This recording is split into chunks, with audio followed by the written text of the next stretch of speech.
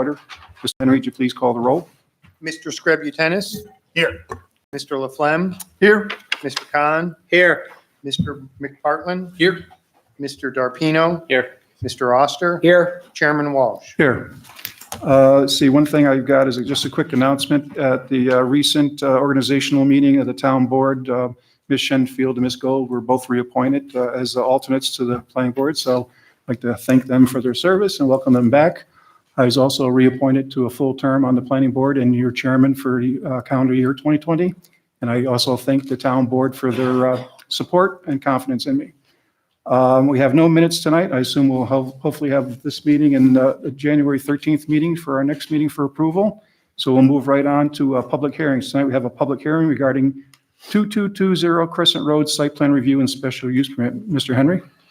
Notice is hereby given that pursuant to the zoning ordinance of the town of Niskayuna, New York, and the applicable provisions of the town law of the state of New York, a public hearing will be held by the Planning Board and Zoning Commission of the town of Niskayuna in the town board meeting room at 1 Niskayuna Circle on the 27th day of January 2020 at 7 p.m. to consider an application from Gail and Robert King for a site plan review and special use permit at 2220 Crescent Road relative to the following.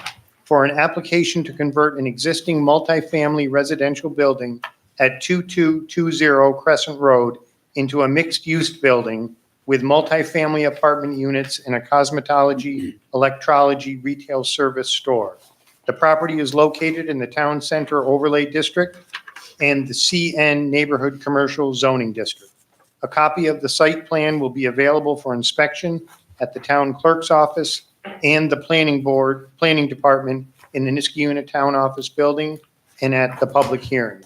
All parties in interest and citizens will be given an opportunity to be heard by the planning board at the public hearing to be held as aforementioned. By order of the planning board of the town of Niskayuna, New York, Kevin A. Walsh, Chairman, Planning Board and Zoning Commission. Okay, thank you. And we have the applicant here, Ms. King, and she was going to give us a quick statement regarding the project. And after the statement, what we'll do is we'll open it to the public hearing will be open after that. Okay. Okay. I'll try to get through this very quickly. I felt that the reasoning that made me go to this location needed to be explained. Okay. Can you hear me? Okay. The reason was because of the many months of proposed construction and permanently reduced parking due to the addition of another lane and sidewalk on south side of Knott Street. I should explain that I've been on Knott Street about 40 years. So this is all new, and to continue my business, I feel I must do this. The digging down of 8 to 10 feet at 2 feet from the front of the business doors on the north side to repair and replace water, sewer, and gas lines, 6 sets, which we will probably get a bill for. And realign the 10-foot drop from Balltown to Clifton Park Road, making it inaccessible, hazardous, and almost impossible for customers to reach my existing office. The good news is the proposed new location is a first floor office that will be easy to access, quiet, private, with parking. This property is zoned CN. Gail King Electrolysis is an existing business and I think a good neighbor for many years.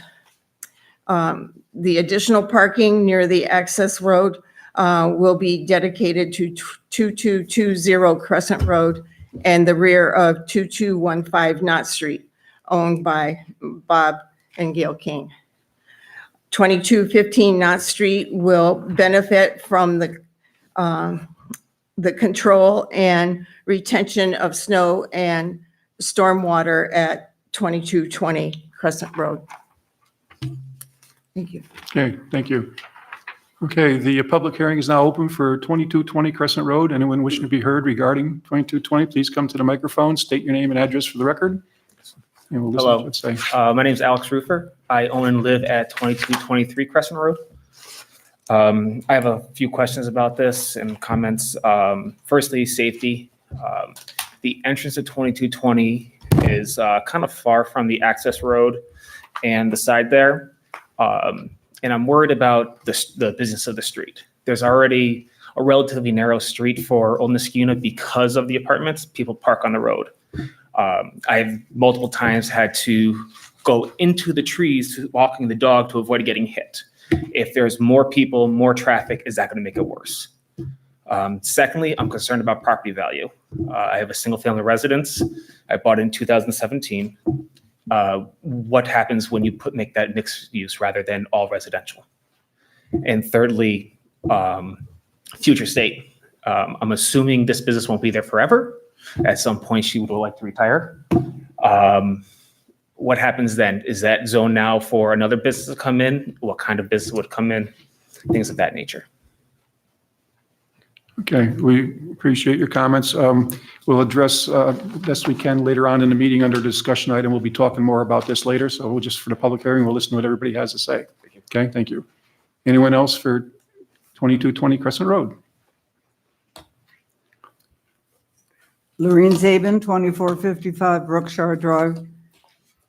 Well, you know, Mrs. King is a resident, a landowner, a business owner. She's been in this area for a number of years. She is one of Niskayuna's finest as far as living in town, having children go to town. And she is somewhat forced to take a new direction in her location. The new direction, as you know, is not necessarily her choice. It's not a lot of us that live in town like the direction that's going to happen where she presently has her business. This is not a, what do I want to call it? One of those 9 to 11 convenience stores. This is a business by appointment.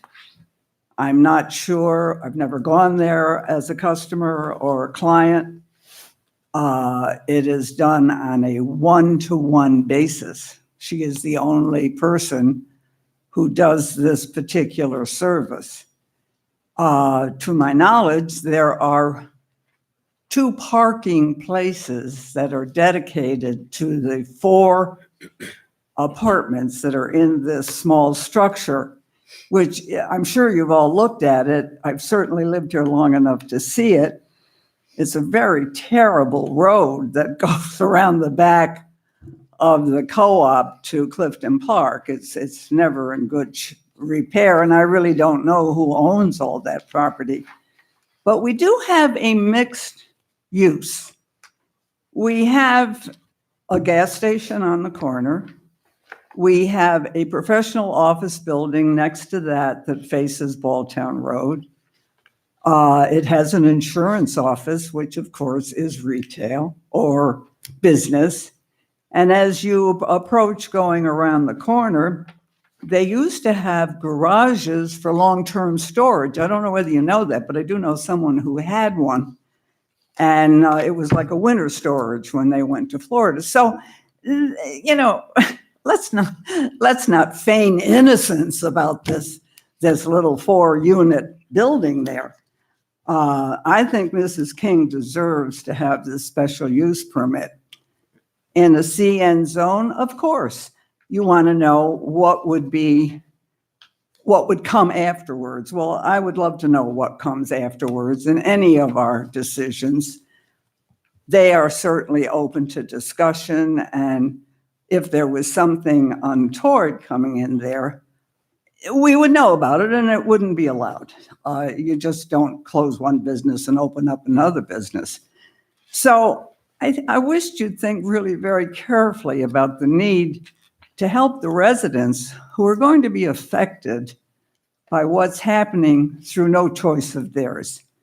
This is convenient. It's in a location. It has parking places. There's parking across the street, which, by the way, Ms. King happens to own that. The people that go to the service stores on Knott Street are going to be faced, as you know, with some shutdown. That's going to cause some problems. You know, when they start all of this reconstruction and what have you, that's going to be a problem for those people. They live here, they've been here, they've had business here. And, you know, and I'm caring very much about that.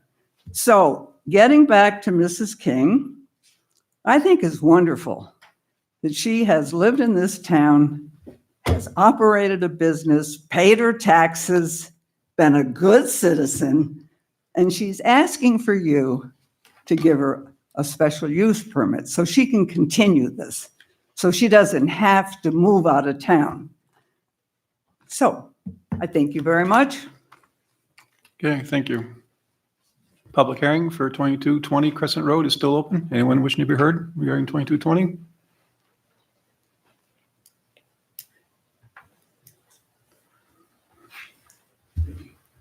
Hello, my name is Martha Larnigan, and I've known Gail King for a number of years, and I use the services of Co-op as well as Mrs. King, and I will not be able to come here if you're having all of the construction there. And as the previous speaker said, it's only one client at a time, so it's only one car, and it's I simply wouldn't be able to do it. If you're tearing up the front of the building, no one will be able to, and will close her business. And she's been a very important person in my life, to get to know her and her integrity and her business skills. And she's not selling anything but her job that she does. And I would appreciate it if you would allow her to do this, because it's only fair that she'd be able to continue her business. And just because she's been doing it for 40 years doesn't mean that she can't do it a lot longer. Her mother did it into her 80s, 90s. So, Do you mind sharing your address with us?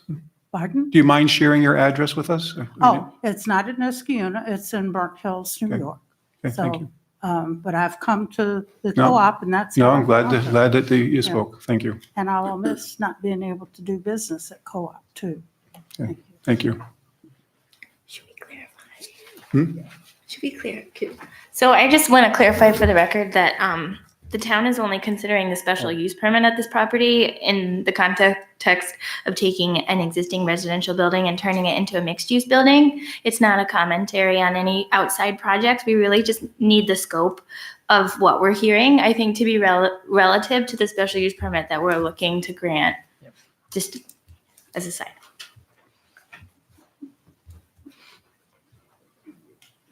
Georgiana Carney, 1465 Via Del Mar. I just have a few questions about what Ms. King is trying to do here. I'm looking at the sketch that was provided with the agenda, and it says it has 5 parking spots already, and we're going to add 8 more going over the grass on the side that butts onto Clifton Park Road. And I'm trying to figure out why a business that only has 6 clients a day would need 8 additional parking spots.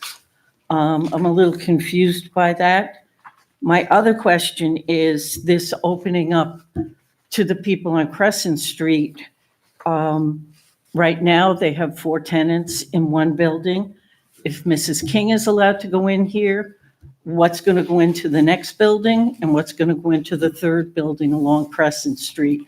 I have a lot of questions. Does the board know more than we know? Has the county decided when they're going to start the project on Knott Street? If they have made that decision, I think all of the residents would like to know, and when it is going to start. That's forcing people to move. What are all the other stores along Knott Street going to be doing? if they can't get into Mrs. King's, how are they getting into the liquor store, Lang's Pharmacy? How are you getting into the copy store? Co-op doesn't seem concerned about people being able to get in theirs, but there's a lot we don't know about what's going on here. And I would say my biggest question is why we would need 8 parking spots going over the one thing on Crescent Street on that side that is grass, is now going to be paved over and turned into parking, and that concerns me. And that's it. I have more questions than I have answers. Thank you. Anyone else? Crescent Road, anybody? Last chance. Okay, seeing no one else for the public hearing on 2220 Crescent Road, I will close the public hearing. We'll move on to privilege of the floor. Anyone wishing to be heard regarding any planning and zoning matters in town of Niskuna, please come to the microphone, state your name and address. Sure. You've seen me before. I'm Douglas McFadden. I live at 1388 Row Road in Niskuna. I've been there for 34 years.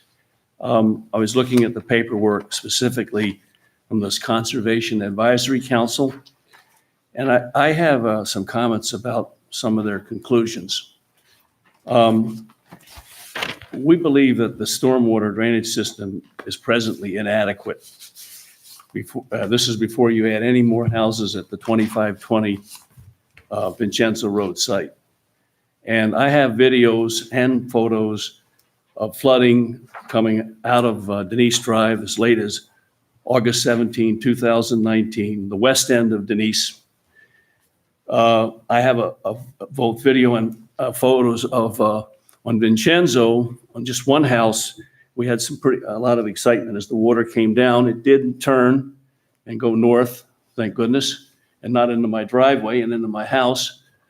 But I have to say, I don't know, from what I can see right now, that you've got the stormwater system, drainage system under control. And that leads me to where I'm going to go with a couple other comments.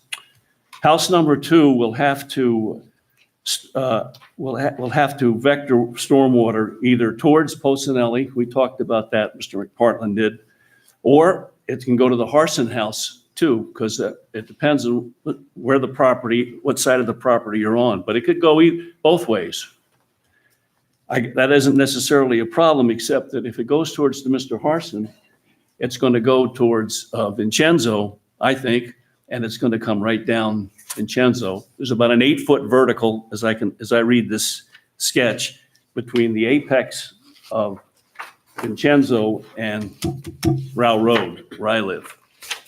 So I'm concerned about that and how that's going to be managed. And if this drawing that I guess this outfit did a long time ago, mail is correct, CT mail. Another question I've got or comment is, I thought I heard that in this meeting, a couple meetings ago, that the township did have a soil survey done. And basically the soil on the 17-acre site is impermeable. In other words, it's not going to drain real easy. It may be very difficult. So that leads to the next question. So how are we going to mitigate this water, the storm water, when we get a good rainstorm, and we will? Where's that? How is it going to be mitigated? Another stone-filled trench, which is what they did on number 1. Or are they going to do I heard a mention of a dry well? Or when this all started before Mr. Lisi had this, and it was Mr. Valentine, and I thought he was going to do this, he talked about a retention pond, which I recited to you, of some 40 feet by 20 feet by 15 feet deep. So it was quite impressive. 8 houses, I'll admit that, but still, how is that water going? Where's the water going to go? How is it going to be managed? And there's one other item that I do want to mention, because we all on Rao Road, when this first house was built, I would take some issue that the construction management on house number 1 was that good. We had a lot of traffic. We had mud. We had to constantly, through Laura and the town, ask the Lisi group to keep those silt barriers up, because when it rains and the mud just comes right on down and it fouls up your drains. So There was issues with water, mud, noise, traffic, and I guess the coup de grace was when somebody from that lot knocked my mailbox down, which I put back up. It was no big deal, but still, nobody knocked on my door and said, "Hey, Mr. McFadden, we're sorry we knocked down your mailbox." Nothing. And so I would take some, just a little exception with, I hope and it looks like you folks are going to at least tentatively approve this deal. I hope the construction management is better than it was on house number one. And that's my comments. Thank you. Thank you.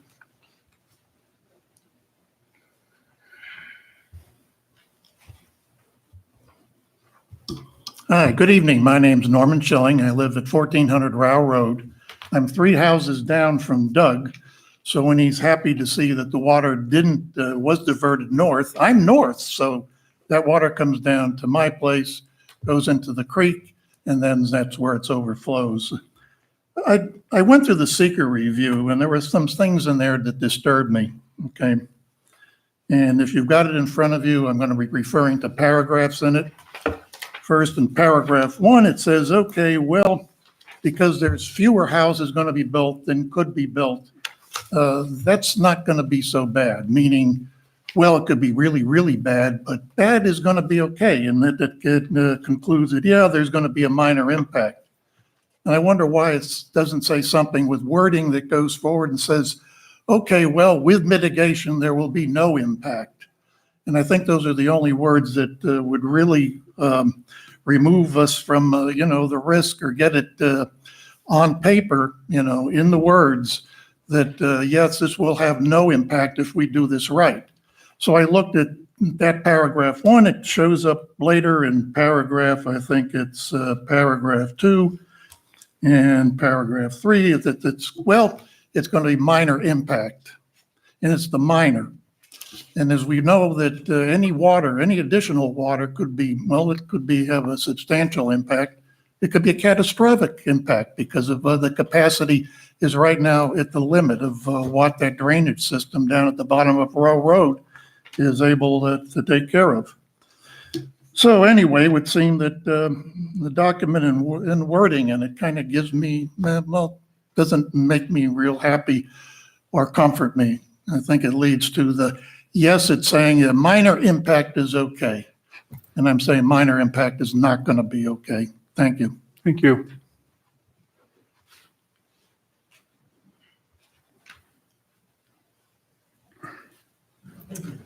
Lorene Zabin, 2455 Brookshire Drive. Congratulations to the chairman, and certainly I think your alternates on the planning board are very exceptional. And I'm not prejudiced. I just think that they do a wonderful job and they do add to your board. Couple of problems. Number one, I'm looking at 1343 Balltown Road. Is that the old town hall on Balltown Road? Oh, I was kind of hoping that No, what that was it? sold. It's the old Harding Law Firm. It's a law Where firm. is it? The Harding Law Firm. Oh, yeah, that little building? Yeah. Oh, yeah, that used to be a gas station, by the way. Yeah. It looked Yeah, it did. good. Yep. Okay, now I have another one here, and that's the 2764 Animal Hospital. What's the zone of that? Is that residential, or is that the existing? Is that the old It's Federation? on Route 7 and it's zoned R2. It's R2? Yeah. It's a pre-existing non-conforming use. Is that where the veterinarian is now? Mhm. Okay, that's fine. Now, we were talking about the Row Road Planning Board, and they're talking about 4 houses, which certainly is a lot less than, but they're bigger lots. And I had a friend, the Alexandrinis, they're gone now, but they lived on Row Road. And one of the things that they were very disturbed about was the trees. They had beautiful trees and people were cutting down trees. Now, I don't know whether that was Mr. Valentine, but you take trees down and that does affect your drainage. You happen to do that down on the corner of, I want to say Whitney and Pierce Road. there were tons and tons of evergreens on that acre property. And whenever the builder came in, they clear lotted that acre and put up 2 houses, and each house has one little, like a tree grows in Brooklyn, one on the one house and one on the front yard in the other house. And I was always concerned about that because we're not supposed to take down all the trees. So if Mr. Lisi is going to build 4 houses, which is, what are we going to do about that? But what do you do about the foliage that are on those lots? Are they blank? Do they have lots of trees? Would there be a condition that you can only clear the lot for the foundation? I mean, these are things that come up sometimes too late. And I am very concerned the fact that we, back in the 80s, we were a tree community, a state tree community. We had beautiful trees, and we still do. So those are some of the things that, under privilege of the floor, I would like to, get some input on that. Let's see, and that's it. Thank you. Good night. Thank you. Anyone else? Privilege of the floor? There we go. Hi, Adam Reuter, 2505 McGovern Drive. I live a few blocks over from where 2520 Vincenzo plot is. And fortunately, I live at the top of the hill, and so I don't have the same drainage issues as some of my neighbors. But I just wanted to commend the planning board and the developers on this one. I think you guys have really worked together very nicely and come up with some real improvements to the site plan since it was first brought to the board back in December, I believe. I think that the recommendations from the CAC and the Tree Council are pretty good improvements, and to the extent possible, would like to make sure that they are followed through on to make sure that that we are trying to keep as much of the trees on those lots as possible. But I think you guys have done a nice job working with the community, working with the developer to, I think, make some real improvements to the site plan. So thanks. Thank you. Okay, privilege of the floor, last call. Anybody else? No? Okay, seeing no one else, I'll close privilege of the floor. Thank you for your feedback. And we have no unfinished business tonight, so we're going to move right to new business. First up under new business is Resolution 2020-04, which is 2520 Vincenzo Drive, a resolution for sketch plan approval for a 4-lot subdivision. Mr. Chairman, Yes. got to call Oh, Lefty. sorry. I got to call Lefty from the bullpen here. You got it. I'm sorry. I said I wouldn't forget, and I forgot. Mr. Osser has recused himself based on his location of residence, and Ms. Gold will be sitting in for this portion. I'm sorry about that, Mo. Even had it on here to do it, and I right by it. Okay. So again, it's the resolution for sketch plan approval for 4-lot subdivision. Minor subdivision, it's a minor subdivision. Minor subdivision is defined Chapter 189, the Town Code, Niskayuna. And so therefore, this concept plan from Mr. Lisi, a 4-lot subdivision submitted by Brett Steenberg, dated January 2018 and last revised on January 22, 2020, is a sketch plan that we're looking to take action on tonight. Do I have a motion for approval of the sketch plan? So move. Moved by Mr. DiArpino. Do I have a second? Second, Mr. Chairman. Seconded by Mr. Scributinus. We do have the applicant here. I don't know if you want to approach the microphone or anything. You're good? Okay. I just want to mention personally, again, this is sketch plan approval. So basically, this allows, in general, that we're okay, and allows the engineering to go forward so that the applicant can make the investment to be able to answer the questions, how they're going to handle on-site mitigation of the drainage, how we implement the recommendations of the Tree Council, the Conservation Advisory Council. So this basically allows it to go forward. This is not, a final approval of the subdivision, just allows basically the applicant to commence engineering and make the investment that we're in general okay with the plan as submitted. And that's what's on the agenda tonight. Any other discussion at all from the board? Chairman Welsh, I would just like to clarify the question about the CAC recommendation where they were using the word minor. I want to clarify that that's actually the way that New York State regulates seeker, especially an unlisted action item. So essentially, the CAC is limited to classifying something as no/minor impact or major. And because it's classified as minor does not mean that that a minor impact is okay. It means that they're recognizing that there is a minor impact and that needs to be addressed. So it's not minor, we're not going to look at it.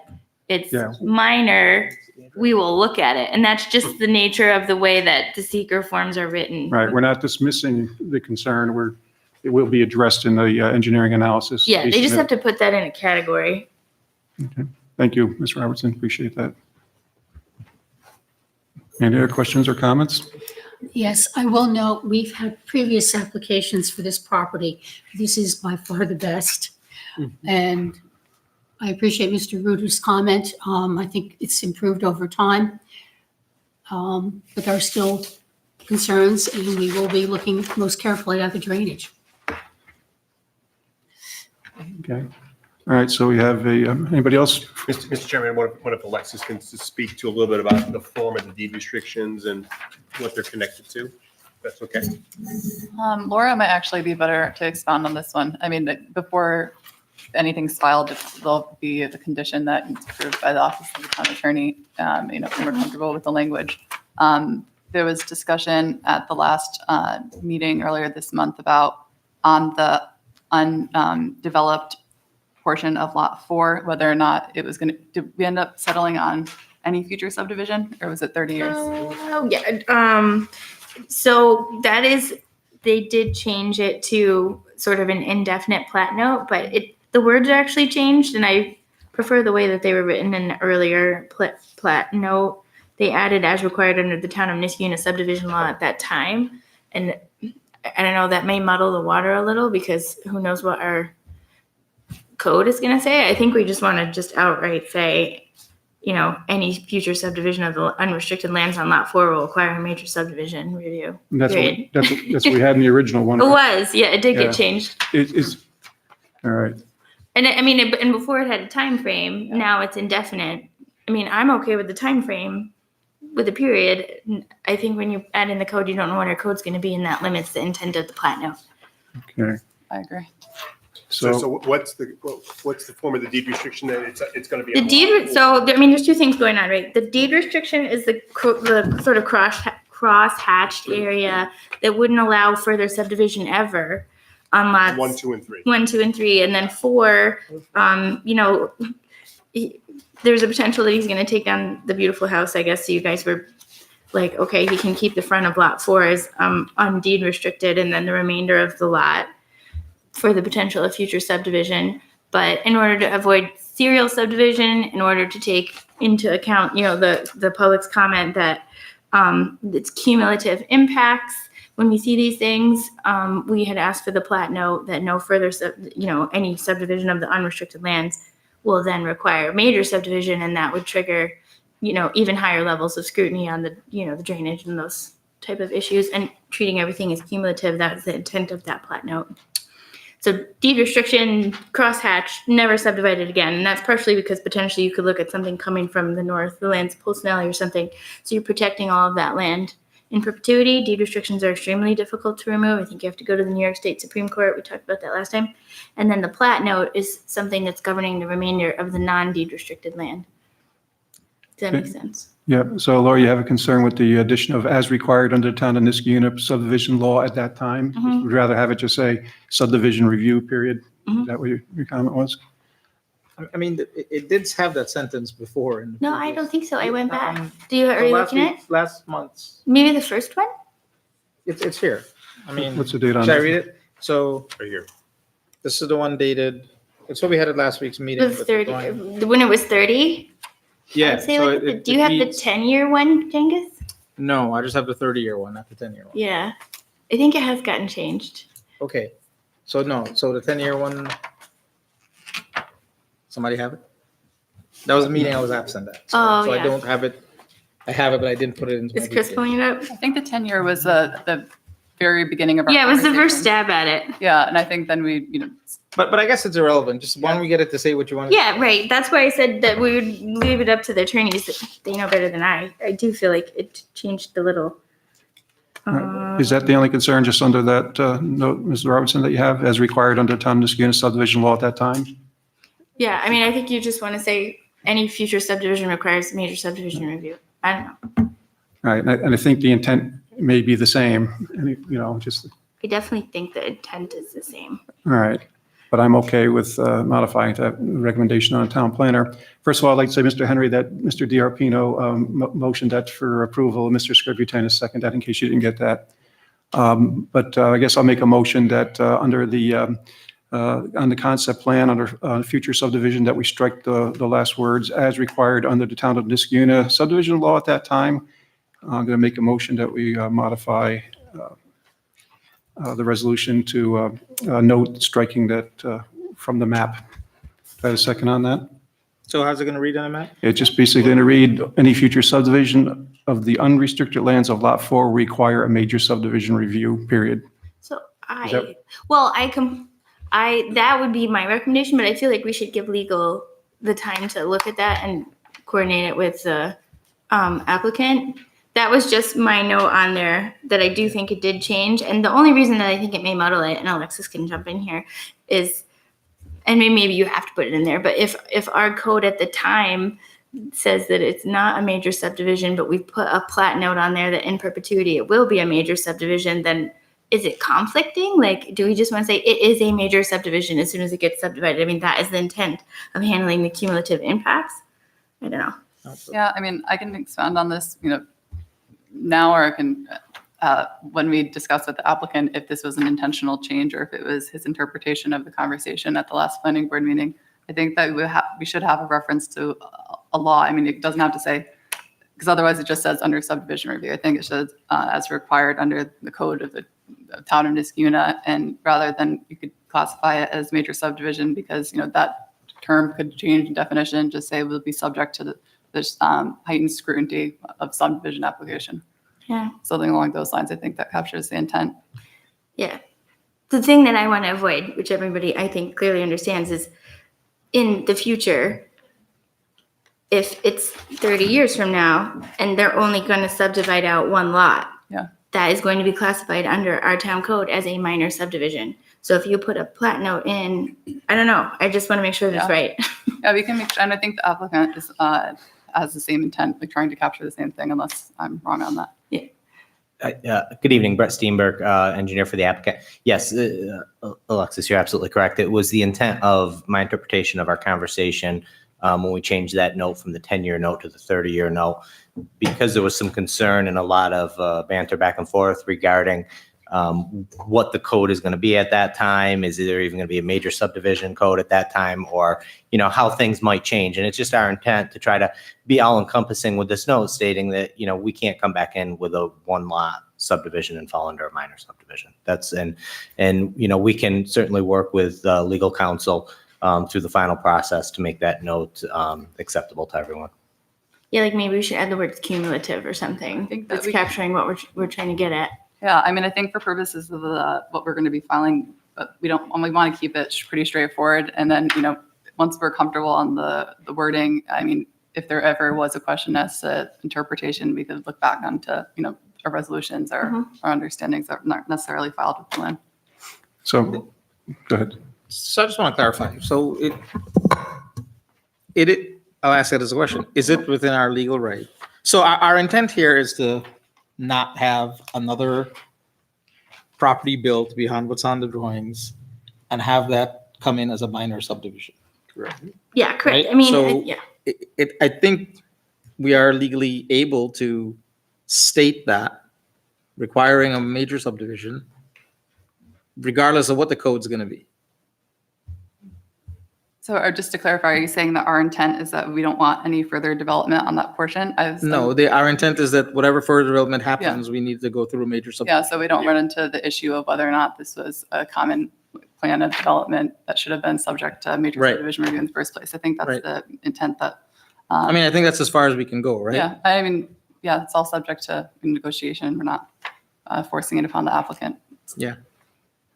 Okay, well, I need a clarification. Do we need, since it's a sketch plan, is that something that can be addressed through the process of the subdivision approval and modified at a later date? Or do we need to modify the map now?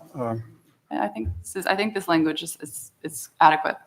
For sketch plan, I agree. For sketch plan, Yeah, I think it's right? And if you'll review it to make sure it's adequate as we work through the process, or if it needs to be revised to make sure the intent is withheld, right? Intent, like Yes. Mr. Khan said, any development, it will be a major subdivision which has stricter regulations and stormwater analysis, downstream analysis and everything performed, and that was our intent, right? Okay. All right, so I won't make a motion to make any changes, and we'll leave it as it is, and we'll work through the process and update it as we work through the subdivision approval process. So, Mr. Chairman, I just got one more question. Yep. And so, Alexis, if in the case of a disposition of Lot 4, this gets picked up on a title search. Just tell me how a subsequent purchaser would know about the limitations. I mean, it would show up on, It'd be on a title search, Yeah, I mean, or it would just be be the in the language. search? It would- Just only in the plat note, though. It's only in a plat it now. would be, yeah, but that would be pulled, I think, in any title search. And Then the map, right? Mhm. As long as it's properly recorded, in Schenectady County, so. Would there be a reason to file or record the final meeting minutes as well? No, I think that it runs the risk of more confusion, as long as it's, I've had this discussion with Laura about how we were saying that we wanted to file various like maintenance agreements, didn't run with the land, and that just muddies the issue. I think, as long as we use clear language, it's consistent with, courts have upheld as adequate. There's no need to be that belt and suspenders and, file meeting minutes that 50 years from now, someone will have to read through. But, I mean, we can, That's the pleasure of being a title searcher. yeah, we can Okay, put I in get it. something that Yeah, says I get it. perhaps like that it will be governed by New York law. I mean, just to clarify that there's not going to be another jurisdiction that's going to be at all changing the integrity of the covenant essentially that's running with the plat now. And it is, I suppose, a little bit incumbent on the buyer to hopefully look at the map as well. Because if Yeah, no, anything came before I the get it. planning board, we're going to look at it. Okay, any other discussion or comments? I just want to reiterate, we will be able to establish this statement more clearly as we. Yeah, sketch plan is just a concept and then allows them to submit their minor subdivision application. Then we call for a public hearing. We've already put in the agenda statement and made note that we're going to have a town designated engineer on this one. I reached out to our engineering department and that was their comfort level. And so we have public hearing still to go. We have quite a bit of engineering still to go. And yeah, we would definitely want to make sure that we've tightened all of the legal things that we're asking for on this minor subdivision. The sketch plan is conceptual. Yeah, so if you're looking for okay, I think like Office of the Town Attorney would say this is fine for sketch plan approval. We're comfortable with this language. Okay. Any other comments? Okay, would you please call the roll?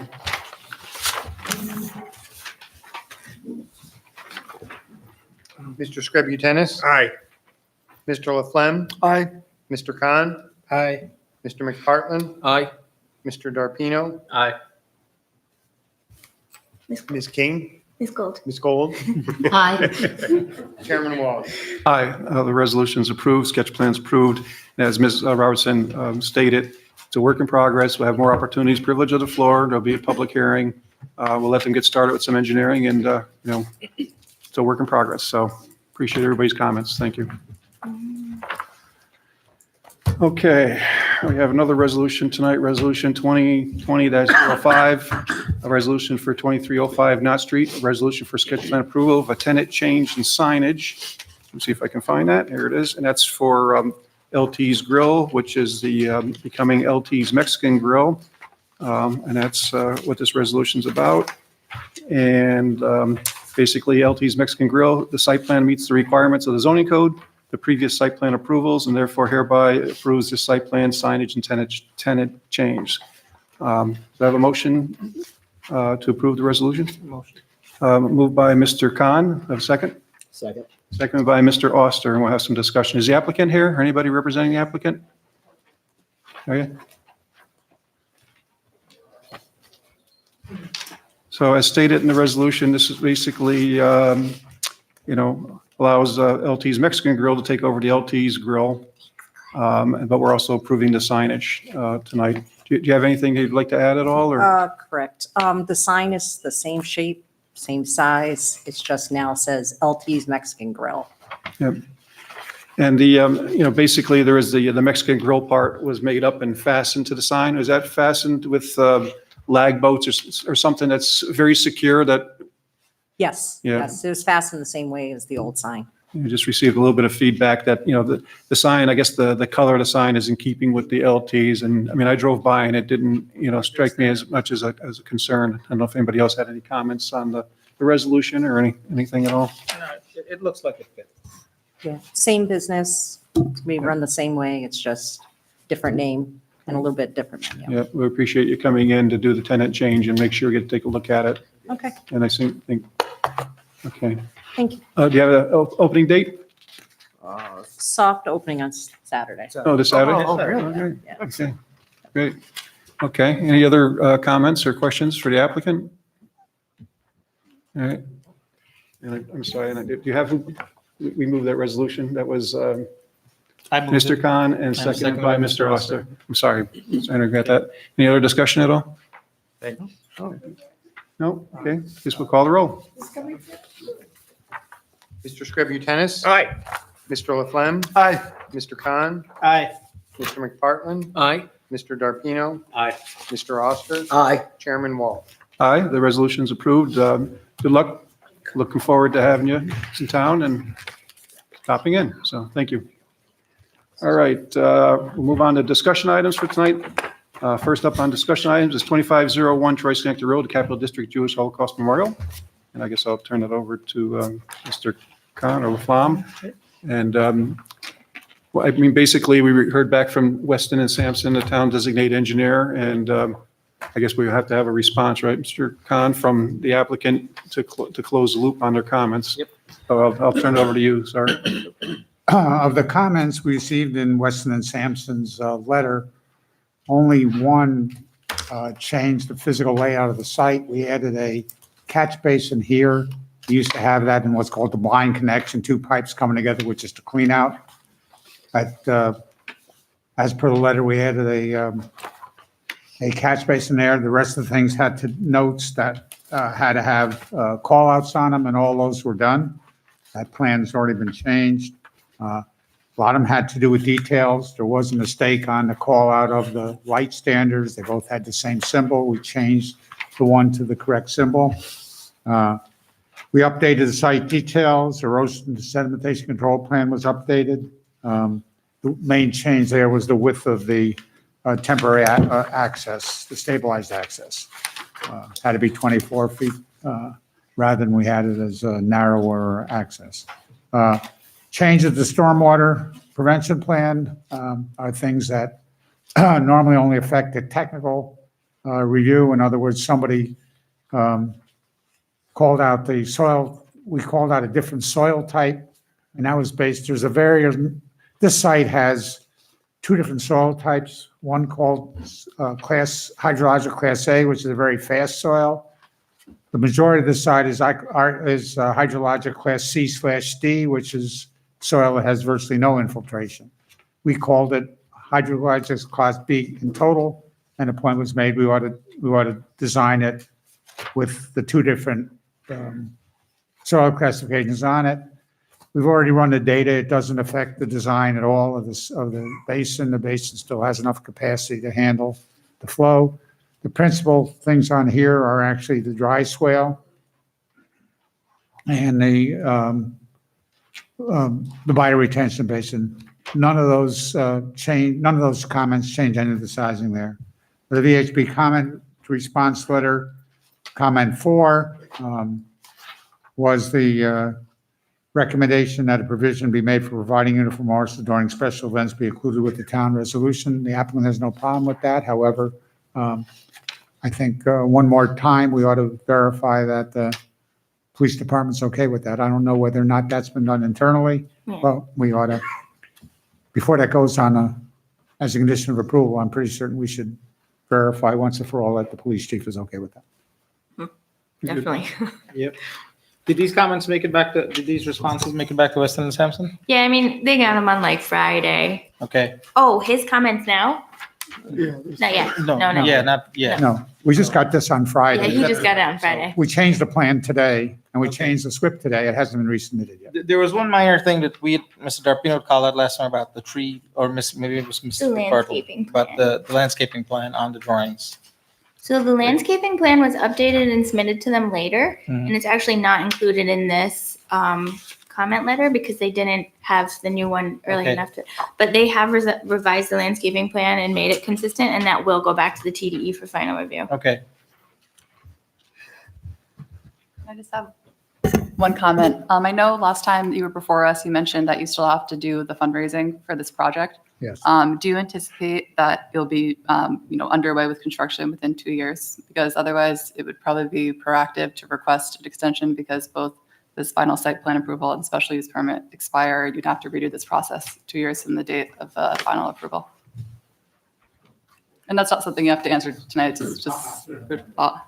We are aware of the 2-year limitation on that. We anticipate being able to pull a building permit within that 2-year time period. To the extent it's not, I imagine that we'll be back before you asking for an extension. Or I think we can grant an extension at the time of final approval if need be. You can, but we have seen applicants, even Rivers Ledge came back and got an extension, so that's not an unreasonable thing that we've seen, as long as the circumstances are justifiable by the applicant. And also, the Public Safety Committee meets, I think, the second week of February, where, the chief and Councilman McPartlin are there, and I will, confirm and get a formal recommendation from that legislative committee as to whether the police are going to. Great. Perfect. Thank you. So there was this comment about an electronic gate Oh. that's, you can. Yeah, I was just going to say, the planning office apparently received some feedback from the public, and I know we've talked about this in the past about whether or not there should be a gate, and currently there is no gate. I think the concern with having a gate was, opening and closing, and then actually might restrict the police department from being able to have quick access to be able to tour through there. So there was no gate in the plan. I don't know, Laura, if you, Yeah, I did receive that comment. I put it in your agenda statement, and then I also received comments tonight just asking to clarify the hours dawn to dusk and who will be paying for the police on the days that are necessary to direct traffic. I mean, just for the record, when the police go out for events, I mean, they're just paid under generally speaking, under the normal, although I think every once in a while you can pay for police hours. So maybe that's something else that you can just clarify, Alexis, when you're talking to the chief of police. At a cost of, it would be. I mean, usually the police, I think, just go out as part of their regular job, but Yeah, occasionally. We'd have an agreement that would set forth the rates. It'd either be the auxiliary, for the but police. yeah, it's the rate. It wouldn't be passed on to the taxpayer. It's somewhat expensive. so that's something you'll talk about in committee? All right. There's another problem with the gate, which I think we mentioned before, is DOT would be reluctant to have a gate in there where somebody pulls in, runs into the gate and then backs out into Trice-Nickey Road. That's right. We have to provide a turnaround area someplace in front, which would take away landscaped area. We don't think it's a great idea because I don't, if somebody drives in and goes around the parking lot and comes back out, there's no problem there. The only problem is if they intend to do damage to the site where in case the gate probably doesn't prevent anything. Yeah, one of the problems with the gate is if you have a walk-in vandal, Yeah. and now you got the gate in place, you don't know they're back there, and the police just can't quickly drive through and back out to check on the property, I mean, during the wintertime, you weren't going to plow the road anyway, we're going to leave it as We is. don't intend to plow it at all and make access any easier. Yeah, so, I mean, that's something too, as, as the site is functioning, obviously, if there's anything that's not working, we can always look at changes in the future also. The other comment too, Mr. Khan and Laura, was regarding And I know the traffic study, restricting it to right-hand turn only, exiting, I know we had this discussion before. The sight distances were more than adequate at the higher speed that was analyzed to be able to make a left-hand turn. And there's a median there to allow, people to get out into traffic. So that's all been reviewed by the traffic study that was performed already, correct? And we're obviously still subject to anything that New York State brings up during the highway work permit process. They get a chance to review everything, and if their thoughts should change on the site at all, they're certainly right. They're final arbiters with regard to issuing a highway work permit. There's no way we could change our mind, or even a resolution of the Niskayuna Planning Board would really change their mind. Right. Their goal there is to affect the law to promote public safety, and that's Right, their and that would, charge. and that would happen at the time when you pull the permit and Yeah. it goes to the state and Yeah. they have another opportunity. They've already looked at it. Yeah, they've already looked at it. They've already looked at it, but that would give another fail-safe method Yeah. in case there's a concern that it comes up, right? And they normally would try to lead the time of pulling the permit by about 2 months. Highway work permits normally have a 2-month review period with DOT, so it'll be down the line before we make that application. Because they also have sunset provisions, I think, of 12 months, so we don't want to pull that permit too early. So Laura, what was the intent behind that dawn to dusk comment that you got? Maybe just concern that dawn to dusk is sometimes harder to enforce. I don't know. Is that the language? The comment is literally just hours dawn to dusk. She couldn't make the meeting. I apologize. I mean, we do have that language relative to parks, right? Is it dawn to dusk on our Dawn to parks? dusk? Yeah. I mean, I do remember the police chief said that dawn to dusk isn't always that great. But it's hard to say 7 to 7 because 7 is nighttime at some point and Right. there's still 3 hours of Right. daylight at the Constantly next point. changing, So right, yeah. yeah, it's a tough call. Yeah. Dawn to dusk is when we have bike trails and things like that, Yeah, that are trying to prevent evening time accidents. It doesn't mean somebody is 10 minutes after legally the sundown occurs, because it can still be bright enough for somebody to walk in there. But dawn to dusk is a fairly established rule without attaching real hours to it. And it'll be posted, right? What's that? It'll be posted, right? That Yes, dawn to yes, dusk, yeah. yep. I mean, I think it's logical to have it as dawn to dusk, not specifying a time. Yeah. May I ask, maybe Dan, you could speak to this, if you fundraise, if your fundraising is unable to meet the scope of work, and you have to reduce the scope, or you hit a site contingency, what would be the circumstance to come back for a revision in the plan or the rendering or the scope? Mike, that's a good question. It's, at this point, we're fairly confident we'll be able to raise the funds for this. Okay. I think we're looking at all funding opportunities, including not just private, but also potentially going to the state or someone like that as well, and maybe help with this. To the extent that we hit a roadblock down the road, I think that would probably be a conversation that we'd have to have with you as we got closer to that 2-year time. Okay, that's what I was. We've highlighted, we're very much aware of what the timelines are here. Their client, Dr. Loisman's very much aware, and Mr. Golub and the other people involved. So we know that once we get this final site plan review, the clock starts running on 2 years. We know that we can get it extended if we need to. And then we also have made the commitment that once we pull a building permit to start working on this, we're going to work straight through. So it's not going to be, we pull a building permit, we get out, we grub the site, and then we're just have an empty site there. We want to move quickly as we go forward. And I mean, the other option that you can do as well is, there's a lot of great regional lenders that will help out not-for-profit organizations. You're laughing at, but some of them, Mike, that will sometimes provide bridge financing for pledges and grants and stuff like that. You could get. We haven't gone down that path yet, but that's certainly an option that we're looking at as we move forward. So I remember, so we're close, right? We're really close. Mm-hmm. And so I vaguely recall we had a discussion around, do we want to have a condition about having access to funding in place before any clearing and work begins? Yeah, that was what Mo was just asking me. We put that in our recommendation to the town board Right. and definitely made it clear. But I do think there was a stumbling block to putting that as a condition.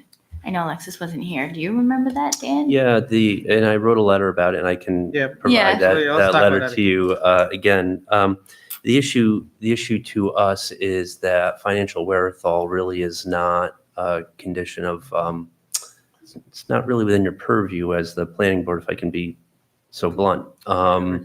You know, when we made that, we were before you, let's say the first It time, was a recommendation. it was a recommendation, but I think that there was a recognition by council at that time that this was more of a commitment that we wanted to make to the planning board than necessarily a condition that you could put within our site plan approval. So I think that circumstances have changed a lot as well since we were before you last in terms of what the design is, in terms of community support behind this, the number of groups that we have behind this, and the interest within the community for this. So we are fairly confident that we'll be able to raise the funds that we need to build this. But, you know, putting a condition on our financial wherewithal, I'm not sure you can, I think that might be a little bit beyond the scope of what you Yeah, can I do. think there was a reason we removed it through our recommendation to the town Yeah, board. yeah, With Rob. The discussion is getting, solidified as to what we had before. All right, but I mean, obviously, you know what our intent is relative to. Yeah, this, right? and I think it's also important to understand, you know, that what we hope the planning board understands is that our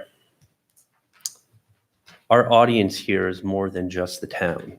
You know, there's a level of trust that's been built through the design process that Dan and Michael Blau took this contingent, and as well, you know, the amount of public comment that we had, or if you want to call community conversations that we had along the way. I think that there's a very definite idea of what's going to be built that has been marked on the minds of the board of CDJHM, and they have made commitments to maintain that public trust that's been built through this process. And so part of that goes to, you know, how this thing is built, and talking with our, you know, we've talked with several different contractors regarding, you know, the scope of the work and what it would look like. And in those conversations, you know, impressed on them, hey, look, this isn't a job that we, you know, you get started at and then you kind of whittle away. This is, you start it and then we're going full speed ahead until this thing is completed.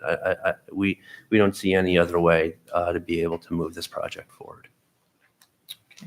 Can I just interject that there's one more reason to do that? Because if you clear the site, SWIP now requires that you do monthly inspections on it, or weekly inspections while it's active, or monthly inspections when active. You have to pay a SWIP inspector to come up there and inspect every week until you get it fully stabilized, and then every month, even if it's stabilized, at a significant cost. So you do try to keep the lengthier construction while the site's disturbed to a minimum for that one reason. So landscaping plan got to Weston and Sampson. We have to hear back about that. Mhm. Responses from tonight have to get to them. But I think from what's been said, I think we'll be okay. Yeah, I mean, your next step is to call for final site Yeah. plan resolution. Chris, do you have any comments or? I don't. I think everything's been answered and recommendations have been listened to, and on both the public account and on the planning board concerns, there's been chances to pivot and they've been executed on. So I really don't. I don't have anything that was surprising me at all when I went through it. Yeah, and so we can get that turnaround at Weston and Sampson within the next 2 weeks? I would think so. It was very minor, and Dan will have a letter that goes right back to him, so they just have to finalize their comments on the landscaping plan. Right, and discussions with the police, Alexis. Okay, so I think we can go forward for the February 10th meeting and having a resolution. You guys be all set by then? We'll be able to get that to a printer, the SWIP gets over to a printer, it's a big document. We'll be able to get that out probably by Wednesday or Thursday. Okay. Mr. Chairman, just for the public notice, today is the 75th anniversary of liberation of Auschwitz. So I'm sure the applicant knows that, but it's worth noting. We are quite aware, yeah. Okay. All right, well, it sounds like we have a recommendation for a resolution for final subdivision approval and site plan approval for, because we're doing subdivision along with the site plan together, for the next meeting scheduled for February 10th. If there's any problem, we can always postpone it, but as long as we bring closure to the engineering items and get everything up to date, we should be able to get there. Yes. Great. So, I mean, some of the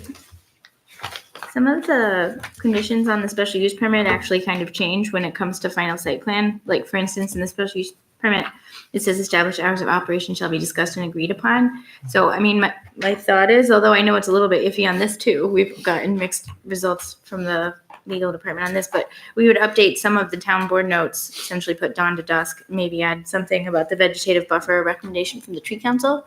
So I'll just draft some of the plat notes and send them to you and the applicant for the next meeting.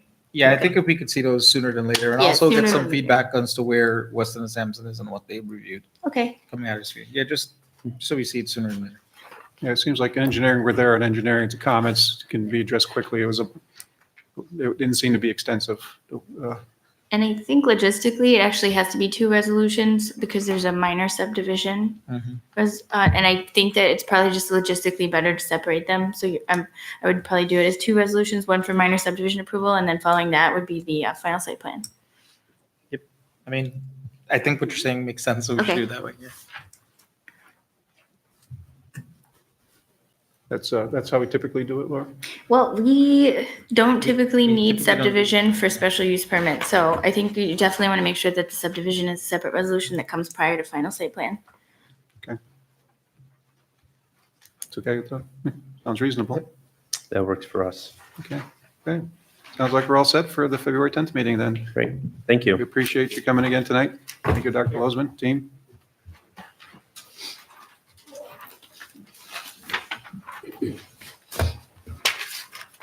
All right, we'll move on the agenda here.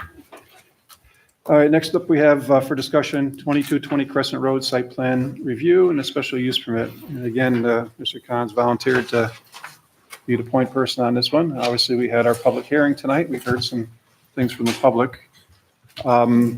You want to go ahead? So you, I mean, I think you can go through the public list. One thing I just want to Yeah. mention is, again, I just want to find my notes here, if you don't mind. Give me one second. Actually, while you're finding your notes, can I just say that I received a written comment from the public, which I meant to read under the privilege of the floor. Can I read it very quickly? Sure, please. I apologize for missing privilege of the floor. This is from Robin Barber, Niskuna, New York. I am writing to you to voice my support for Gail King to relocate her Electralis office to Crescent Road from its location on 2215 Knott Street. Gail is an upstanding member of our community and neighborhood, and the relocation of her business would be welcomed by myself and other neighbors as we realize the difficulty that she and her clientele may face with the impending construction on Knott Street. I ask that you please consider offering your approval to this proposed relocation, as myself and other neighbors would greatly appreciate it. Gail is a longtime business owner, practitioner, and contributor to our local economy, and it would be a shame for her practice to suffer any ill effects from ongoing construction. Okay, thank you. That was emailed to me at 2:38 p.m. today. The one thing I want to mention, looking at the agenda statement again, which I appreciate, is that the 2220 is a pre-existing non-conforming use, right? It's the neighborhood commercial is a zoning, it's not zoned residential. So actually by bringing the business into that building via the special use permit, it actually makes it more conforming than what it currently is, right? As far as, some of the comments, the parking, the 8 spots, I think the goal there was, to provide extra parking so that it's available for other personnel utilizing, that area. So hopefully minimize the parking on the street, which is a concern. Yes, just one question. The existing parking is 2 or 5? The existing is, It's the garage is the. yeah, there's 5 covered spots for that. Yeah. Okay. Yeah. Yep. 5, yep. Allowed right now. Right. So the thought there is, for the business to be successful and for the clients, even if it's only, by appointments at one at a time, there would be X parking to hopefully support the area and, maybe any future growth or, I guess it depends on how Gale controls the parking there. And we support and our code and our comprehensive plan supports cross parking and shared parking. And our residential section of code would typically require one covered parking space and one open parking space. So you're technically, I think, be also coming more into conformance with the parking that would be required for the residential units. But as we know, it's complementary uses. So while the businesses are open and functioning, they can be using those parking spaces. And then when people are home at night, if they have multiple cars, Gail can work that out. But it's, again, would probably bring cars off of Crescent. So what the gentleman said for the neighborhood, the other apartment buildings there, Yes, could the same thing apply to them also? they are, if there's just multifamily unit buildings aren't allowed in the zoning. So if they don't have any commercial in the bottom, Right. all those apartment buildings are pre-existing non-conforming. So I know definitely the one that gets up to Balltown and Crescent, that's multi-use. Yeah, those are Right? mixed use. But Yep. the two next door to the current I property, think they're both they're both full multifamily only? residential. Mhm. So do we have any, looking at the building on Google Maps, right? So it looks like it's a double loaded quarter. Is there 4 units? 4 units. 2 units. So there's going to be, the ground floor commercial is going to, will it displace a residential unit? Because Yeah, she's- that's my She's saying understanding. it's 4 and a resident commercial, but it It's two, couldn't be, right? right? No. It's 3 and a resident. It'll end up being. Yeah, three yeah. and So you'll have 3 units left So and then one will you switch. take down one residential unit into a commercial unit. Yeah, and Gail was saying that she can park her car in one of the nicely covered garages. So just one issue for exploration, and we could, talk about this later. So in terms of access, and so we're going to have a ramp required. I mean, there's got some egress issues and ingress issues that, maybe Dave could explore a little bit, because there's a step. It's not a ground floor access. There's a walk, there's a step. So maybe a requirement for a commercial Okay. space for ADA requirement. So I just raised that for consideration. Yeah, There's going to be some other modifications that will occur. yeah, a lot of things are grandfathered in, but if the building inspectors are looking at this for tenant change, it will likely require Yeah. an ADA ramp. So Ms. King, I mean, it's up to you, maybe Mike is Yeah, best, but Ms. Brown, just a Ms. couple King's still questions. here? Oh, Yeah. she's still here. I'm sorry, I thought you left. No, So did you get an engineer? Yes, Okay, we're looking into it. looking into it. Okay, so strongly recommend that you'll get an engineer, right? That then we can interact with them. Because all the issues around adding the parking, drainage, et cetera, there, and also what Mr. Scributin has raised. Right now, are all 4 apartments occupied, or? I know 3 are. The 4th one, I'm not sure. But the 4th one that you're gonna convert, or which one? Do you know if all 4 apartments are? All 4 are currently occupied. One is a month, and he's a recent tenant. Okay. I think that was the one the other talked about. All right, so. Okay. All 4, I just want to, because we want to make sure we get this on the record here. So all 4 apartments are currently occupied in Yes. that building in 2220. Yes. Yeah, so yes, it would displace one of the tenants in order to. And so is the intent to displace your month-to-month lease? My intent is to wait until their lease runs out and then make a decision. Okay, and so in a related question on timing, so you are gonna purchase this property, right? Yes. And are you thinking the purchase is contingent on what level of approval from the board? Or is it not? You're gonna buy the property anyway? Right now, it's contingent. Depends on restrictions and what we're allowed to do there. Okay, so, Special use permit. yeah, so I think, so once if we were to complete the application process for special use permit, and let's say that we're successful with the town board, you'd feel then that you can go ahead and purchase the building? It would be all right for the town then for me to do my business there? Yeah, Yeah. with special use permit. Yep. You still need site plan approval and Right. building permit essentially to open the business, but once you have a special use permit, the town has said the use is allowed. Okay. Yeah, just for the public. So what's in front of the board right now is basically a recommendation to the town board for the special use permit. So if we decide to go forward, we'd make a recommendation, possibly with conditions to the town board. The town board would also have a public hearing where the public would have an opportunity to discuss any concerns with 2220 and the mixed use submittal here. And then they would also have a resolution approving the mixed use and sending it back to us for the final reviews Right. to make sure everything's in place and drainage and so on and so forth. Exactly, is just to resolved. reiterate, Chairman Walsh, right? Issues around the drainage, the parking, et cetera, really get looked at in depth after that special use permit process, Okay, does this right? So, require that these modifications be made before the permit is issued or after? I think go ahead, Laura. You mean the ADA ramp? Any of it? So after, After. yeah, it always comes after. The main discussion around anything physical about parking, ADA ramp, et cetera, at this part of the process, it's really discussion just so with you or your engineer to know that there's a line of sight for how, when you get to that site plan review process, that you can actually effectuate all of the constraints that we're going to have on that, right? The parking's going to go in, the drainage, et cetera, all that's going to work out, the access, et cetera. But it's not necessary for the site plan review. I'm sorry, it's not necessary for the special use permit, but it's necessary for the site plan review, which would come after providing your special use permit is successful. Right? But we do like to at least discuss it now to know that we're not setting ourselves up for a site plan issue because of the nature of the property. All right. Let me see if I can figure this out. So you will issue a special use permit, We'll make a recommendation to the town board. and the town board recommends, issues the special use permit. That's right. Okay, Or not. It's just Or our not. recommendation. okay. And then, when do the special things that are supposed to be done?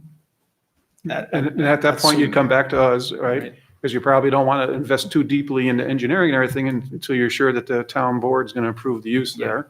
And then you would invest into your engineering and close out any concerns the board or that are brought forth by either town designated engineer or the engineering department with the town when they do their reviews. Make sure everything's addressed appropriately. Okay, All right? I'll be back to ask you again. Yeah, that's right. So, You can always call too, Gail. Yeah. I know. Yeah. Special use permits, every time the Gazette asks what the next step is, they're just like, oh my gosh. There's a lot of steps. Lots of steps. Yeah. But from right now, we're parked, right?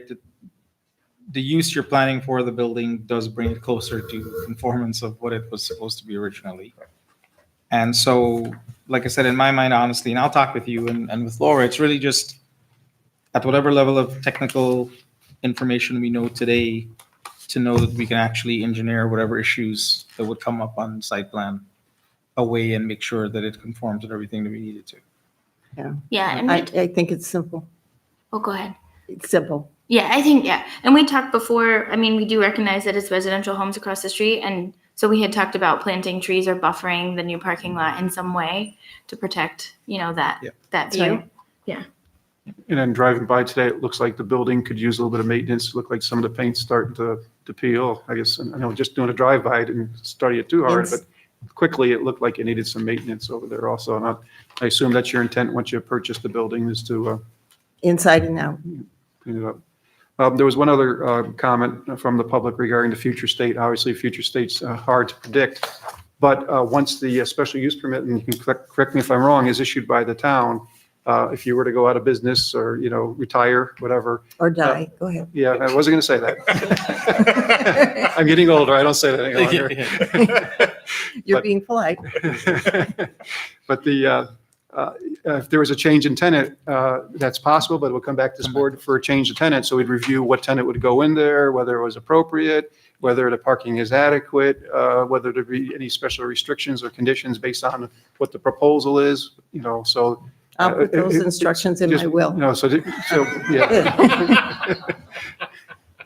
So we'll get through it with you but we want to make sure, the public to understand that they're also protected when there's a change in tenant. It'll come back and there'll be an opportunity to express any concerns for whatever business at that time may be proposed. All right. But it could lead to the point where some of the other buildings, if this is viable, also, convert to some form of retail or service industry because it is a permitted use in a neighborhood commercial zone with a special use permit. So it's, it is possible that more could turn over in the future, or not, depending on, Yeah. how well things go. You have an established business, it's, right around the corner. And so, there's a lot of benefit for you, here. It may not be the same for other businesses based on the location because it is off the path, right? It isn't like it has good visibility from Balltown Road. You already have a client base that's already established, so it's a little bit different. It depends on what happens in the neighborhood. Yeah. Because if there's still plenty of commercial space on Knott Street, and if people can get to it, then I don't think there'll be as much expansion. But if there's not enough access on Knott Street, then that's a real possibility. Does the same person own all three of the apartment buildings, or are they different ownership? All different. All three of them are different ownership? I think so. Not that, I guess that doesn't make a difference. The other two apartments, just are curious. they same owner? A couple of them. Okay. It's not that that's relevant, but just curious. Yeah, so Laura, what I expect is over the next couple of weeks, Mr. Walsh had a chance to go by. I just signed up for this last night, so I Yeah. didn't get a chance to go by today. So I'll go by, take a look at it. Maybe have a couple discussions with you and with Ms. King. Mhm. And does the board feel okay that if during that process for February 10th, we can, if you feel that we do have line of sight to making a recommendation to the town board, we can get a resolution for that? Yeah, I mean, that's the next step. And you don't have to rush. The public hearing will be, assuming that the resolution's adopted at tomorrow night's town board meeting, it won't be until February 25th would be the public hearing before the town board. Yes, you And have so- two planning board meetings, Right. but if you do feel comfortable enough to do February 10th, it gives the town board a little bit longer to look at your recommendation. Right. Right. So are you okay with that, Chairman Walsh? I mean, Yeah, I just, I any can't be question I got definitive is, tonight. yeah, I guess, is there any conditions that we need to, pass on at this point in time to the town board? I mean, we're going to do the engineering if it's approved. Yeah, I definitely would say that you probably want to at least note that there should be a buffer on the parking lot. Gun park, yeah. I would think, just to protect the residential properties across the street from more parking. Because typically, if we make a recommendation to the town board and they concur with that, it would be in their resolution, and then it would be something that we would have to address when it Yeah. comes back to us when we do site plan. So I'm okay with that, because I think this board would, is going to address that anyway, so, it's okay to have that condition. Again, hopefully it alleviates, some of the parking on the street with the new parking spots. We'll look at, signage and all those things also when we go through the process and how the signs are lit and so on and so forth. So again, this is early on. It's just the recommendation, not just, it's important, the recommendation to the town board at this point in time. And I think the tomorrow night's town board meeting, you said that they're calling for a public hearing on the 25th. So anyone out there that's interested in being heard regarding this matter, again, at the town board level, please come to the February 25th meeting. All right.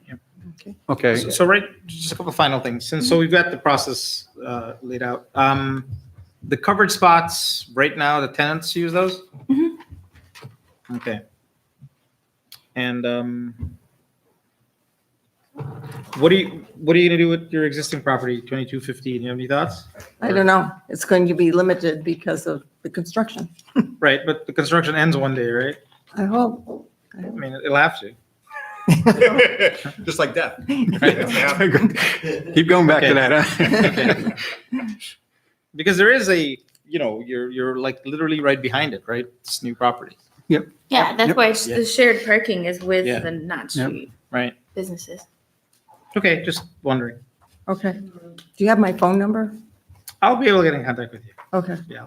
I think it's on the application, so we Yeah, have it a is, copy of yeah. the application, so. Okay. And I have all your old things I got to dig up from when you were talking about the construction on that street, all the different ideas.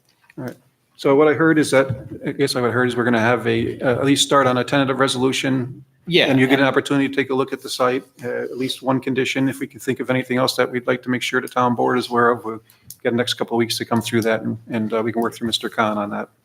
And Laura, of course, the planning office. All right. Sounds good. Okay. You have anything else, Ms. King? Nope. Okay. All right. Thank you.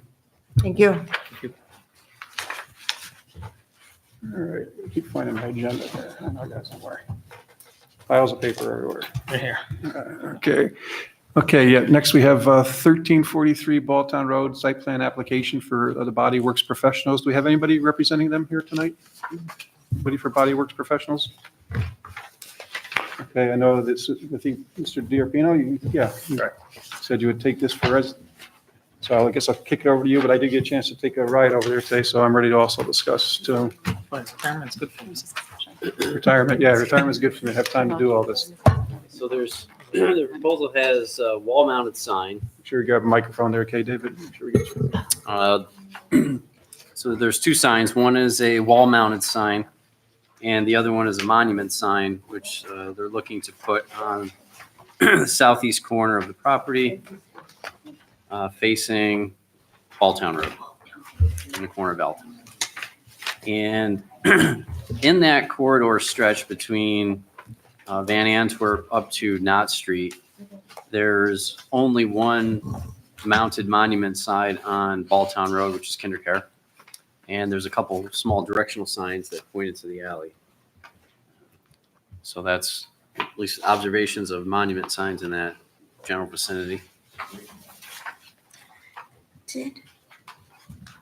Did we think that Harding Law Firm had a tiny monument sign at the driveway to begin with, though? I think they had a hanging. But it was hanging, right? But it's gone now, right? No, but Yeah, I so just you saw were the just picture. looking I at was, Yeah, we were there's just a looking at hanging, there pictures. was It a was hanging actually, sign there. they had a sign on their building. Right. But Right, they did but not have a monument, they did not have any kind of monument sign. Small. Oh, you know what? It's There's the a next sign door. right there. Yeah, I thought they had a small sign. Oh, no, but that's actually the Trachtenberg Correct. property. Oh, is it? That Yeah, they had a- there's a- So they the had a Harding one never had small- one then? No, in the Trachtenberg property, they actually had like a little, like, I think kind of like a hangs, Mhm. like a. Yeah, it's still there, right? Yes, it's still there.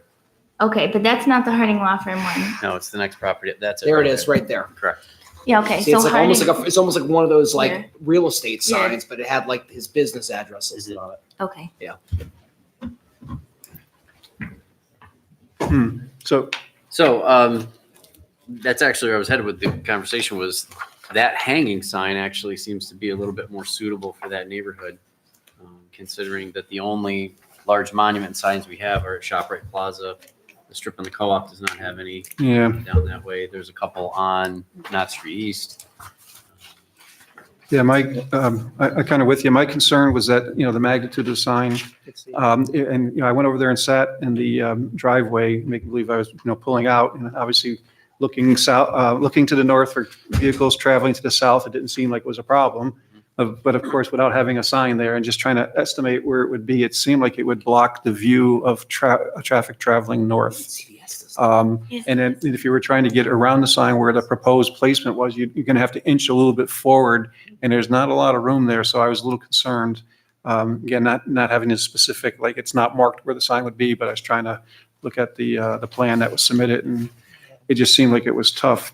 My first thought was, they're really undersized on the facade sign, right? They're required they can have up to 50 square feet. 50 square feet. And my thought was, at least my input would be, why wouldn't you increase the facade sign slightly since you're way below what's allowed? And then maybe have a small monument sign that was, so that it would give vehicle, traffic heads up that here it is, I'm approaching it. But it seemed like the sign was extensive, I guess was my thought. But I'm open for discussion. That was just my take on it today when I took a ride over there. Yeah, I don't think even CVS, I don't think has any. Well, at the very point they do it. Yeah. At Oh, the they very do? point.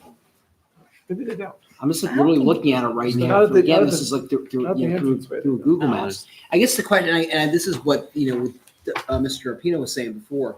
I mean, and if they get a monument sign, is then every other business even- yeah. up that road going to want to say, well, you approved it for them. Yeah. And then we're just going to have a whole row of monument signs down Balltown Road. Ace Hardware wants a monument sign for the record. Yeah. So I always thought that if you're traveling though, and you're trying to find this place, you won't see the facade sign until you're on top of it. And then you most likely would pass it. Nice thing is it's on the corner of that, is it out of that Yeah. street? So you could hang a right and pull that driveway exits onto that side street. So you could recover pretty quickly. But it just seemed like for me, the sign was large and it may impact visibility of traffic, which we know is quite extensive, certain peak times on that road. That was my concern. I mean, if you stick to the code, they're not allowed a monument sign, right? Not at all. Right. Right. So isn't that the answer here? Well, this is for discussion. Could they go to the ZBA for an area variance for the monument sign? They could, because you can go to the ZBA for any relief from code, but you guys do have the right in this CN district to waive anything within that article, which is actually a pretty powerful waiver. So because it's in the CN district, they can ask for it from you first. And then if you say no, they could go to the ZBA. Yeah. Although typically you guys would still do a recommendation to the ZBA. Right, I mean, to Mo's point, I'm a little concerned about the precedents. yeah. Yeah, for I a mean, monument sign. but I do think though, the point that, there was another good point that Mr. Arpino made, was that like, you might think differently if it's sort of a small, along the lines of what's, I don't know if he still has his law practice there or not, but like, Trachtenberg has So there, real where it's estate like, sign. where it's just more suitable from a visual. I mean, it's more suitable from a visual standpoint as you're going, like, to that you can see it when you're going down the road. You don't have to be like, where is it? And then, you have to immediately stop and come to a hard stop. And it's an area where there's a lot of traffic. So again, it might be a question of scale.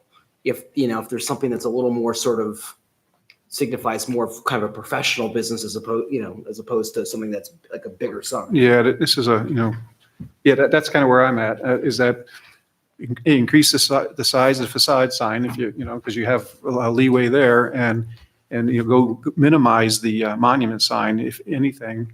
I mean, some people would say none at all, but I'd be okay if it was tastefully done, small, didn't obstruct any views, and it was just basically some traffic heading south. You'd be able to see it coming, so you know where to turn.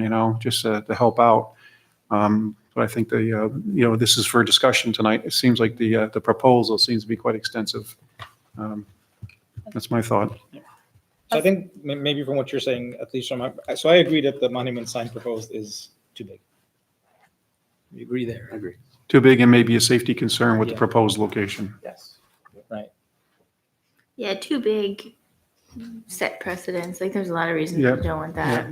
Location, but a small, low sign, just something that I could, I'd entertain at least seeing what they would suggest. I don't know about how you feel about that, Dave.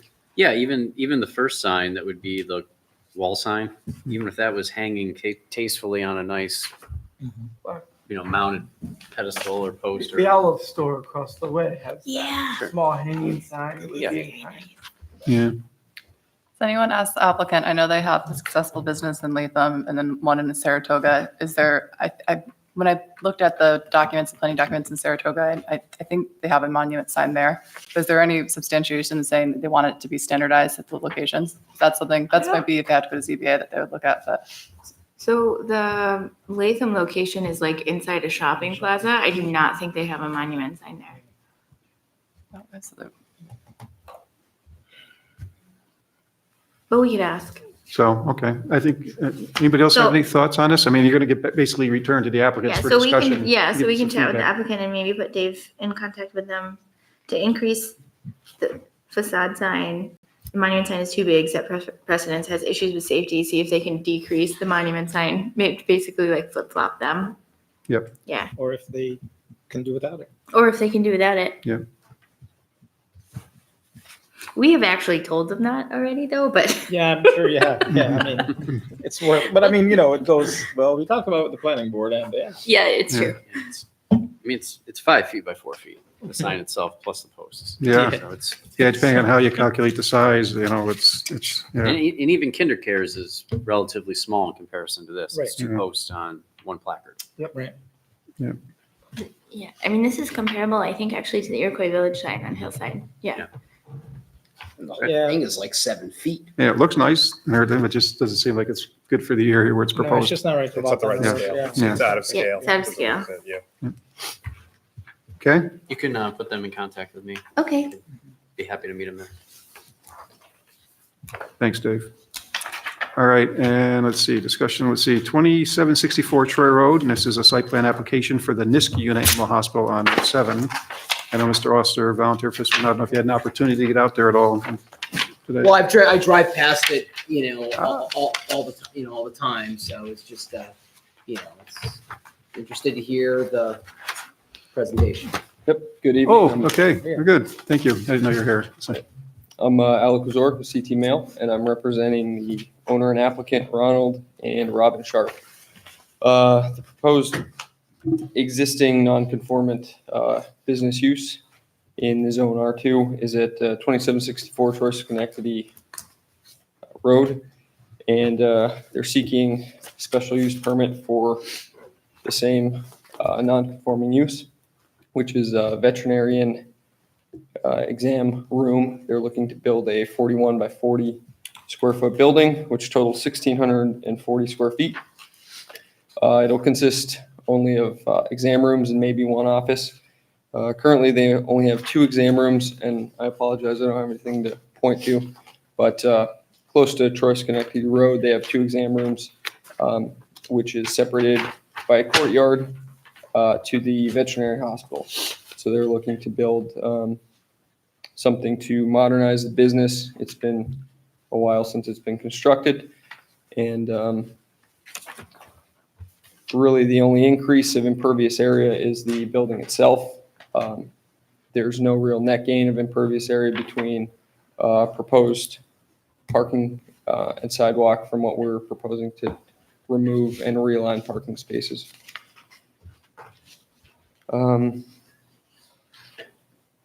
No new proposed utilities, no sanitary, gas, water. Everything existing will be sufficient. And the only reduction in green space will be the roughly 1,700 square foot that is the proposed building itself. So it's basically, it's not grass surface there, it's blacktop and concrete now, and so the building would sit right in that same spot, so that's why it'd be no change in impervious surface. There will be a slight increase. It's not all blacktop. It's a sidewalk that kind of meanders connecting the 2 buildings, but we do propose to remove some asphalt when we realign the parking lot. The parking lot's kind of all over the place right now, and we're gonna realign it, add some impervious, but remove about the equal amount. So there is an increase in impervious area, but it's just the building itself. So I guess I got one question. I don't know if it gets be for Laura or Ms. Kim. If we make a recommendation for the zoning board of appeals, this is for a special, or not an area variance. Use variance. Use variance, excuse me. And, exceeds the 10% of the net to have this building. Are we, do we have the authority to do that, or is that also an area variance to go along with the use variance? We have this may be unique to Niskayuna, but we have always considered it the entirety of it. So increasing the square footage is increasing the use, which triggers a use variance. It doesn't go along with the area variance because once use variance is granted, it's essentially like setting the zone. It's essentially making a non-conforming use into a conforming use for that parcel, or you're setting the zoning for that parcel. That's why use variances are used so sparingly. Okay, so if we were to make a, we have to make a recommendation to the zoning board of appeals. If we were to make a recommendation that they grant the use variance, It comes back to us for site plan. right, do we need to include,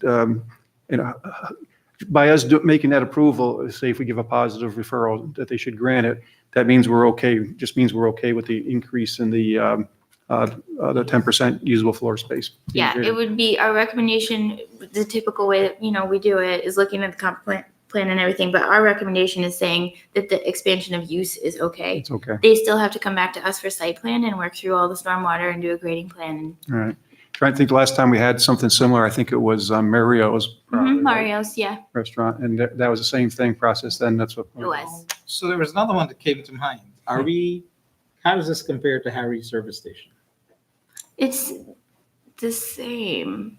Well, but that was because it gets to the question of suitability that we're going to Yeah, have to answer. It's the same. And I guess the question I was going to ask is like, how many more people per day would come in? I actually, though, I was thinking that, but then I was also thinking to myself, the number of people coming in and out of a vet is probably going to be less than a gas station, I would think, but I don't know. That would be asked for others to. Well, Hari's is Yeah. zoned R1, and when he wanted to expand his building, it was a use variance expansion.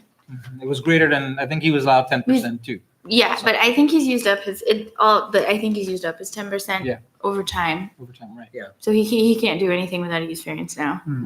Has this never expanded? Never.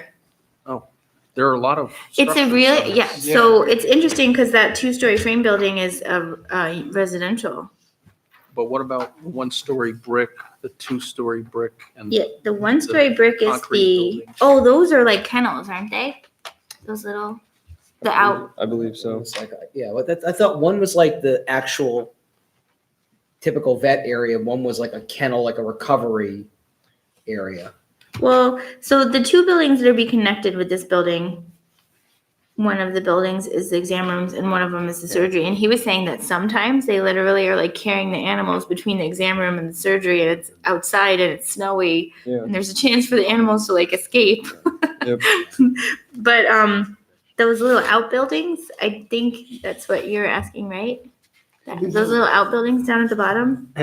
Has the owner received a variance for accessory structures? I gotta believe we're exceeding the number of structures allowed on an R2 zoned parcel. But they were all constructed prior to 1971, as far as I would know. I really think if you look at the chain of title, which we did, it was priorly owned. Do you remember the name of the vet before? Yeah. Then and it's only had 2 owners really. There's a veterinary guy that Dr. Scharf bought it from that built it prior to our zoning code. So are we saying that because all of these structures presumably predate the zoning, they're all grandfathered in, they don't count toward the total allowable? Well, the number of structures would be grandfathered in. I actually wrote the denial both ways because I figure it's always better. Oh, your denial's not in here. It's always better, I think, to be on the safe side when you're denying something so that it doesn't cause problems in the future. So the denial is actually written with the entirety of all of the structures put together, including those outbuildings, and then it's written for the building. So I'll email the denial to you guys, but it essentially includes both. Yeah. So that you understand what the square footage is for all the buildings tallied up together, which is 1, 2, 3, 4, 5, 6 buildings. And then it also, and that percentage increase, I think, is like 30. Yep. And then if you look at what the changes to the 2 buildings, it's like on the order of like 60, I think. So on the one hand, I want to make sure that you understand what this changes to all of the buildings put together. But on the other hand, it is a more substantial, when you just hone in on the 2 buildings being connected and just use their square footage, it's more substantial percentage. So you understand it's a higher percentage on the building, it's lower percentage if you include everything. How about the 2-story existing buildings? That's a rental, is that what that is, or something? Yeah, it's a rental? residence, Yep. And as far as kennels, is there any exterior boarding or keeping of pets outside? I haven't discussed that directly. Yeah, I mean, I didn't pull in and turned around, kind of looked around, but I forgot to look at, it's this 1-story brick building, you said that may be kennels in the back? The 1-story brick building is the hospital where they do the surgeries. But I think that other one that has the chain link fence is a kennel with dog runs. The one that's kind of in the middle. Because, obviously, if we keep dogs outside and it's zoned R2, we don't want to obviously cause problems and then expand Increase the and nuisance. increase the problem for the neighborhood. So have we gotten any feedback or any complaints in the office regarding noise or anything? Since I've been here, I have not seen a noise complaint on this property.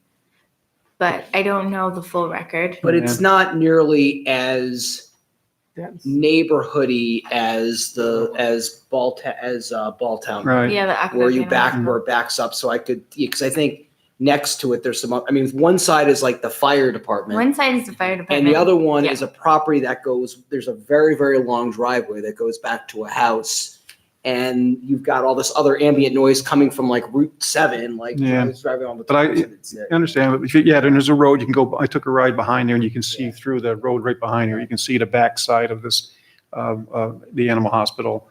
But but I'd hate to, approve or recommend approval of increase of use if there's a potential of perturbating or creating a problem. Maybe it doesn't exist now, So I guess I'd like to follow up, at least find out whether dogs are kept outside, are they,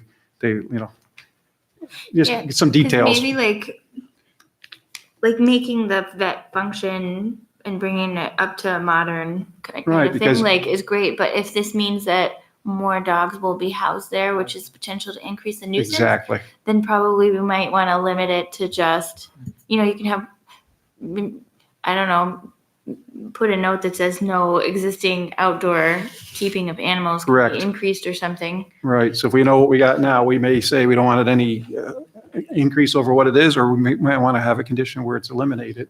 They're kept indoors or so that they don't impact the neighborhood, but I don't know what we got now, so we just got to try to get down there. I guess Mr. Ross, I'll get down there too and take a harder look at what we've got down there, So Laura, and maybe we discussed this before, but I just want to get it clear in my head. If this is going to connect two buildings, is it still 10% off of I took both or off of one? I took it off of both. Okay. Not including. Because the you're two-story essentially frame making building? two buildings into one building, so I took the square footage of those. Okay, so It's you've, still like you've already given him that leeway, so Yeah. that produced, so, but he's still at 28% over. I'm sorry, he's still 18% over with that calculation. He is like, I'm so sorry. I can probably pull up the. You said it here. You said the Denial addition here? is adding 28%. 28%. So You have the But you denial? 58 square. No, we just You added it, In the agenda. Oh, I put it there. In your Oh, note. yeah.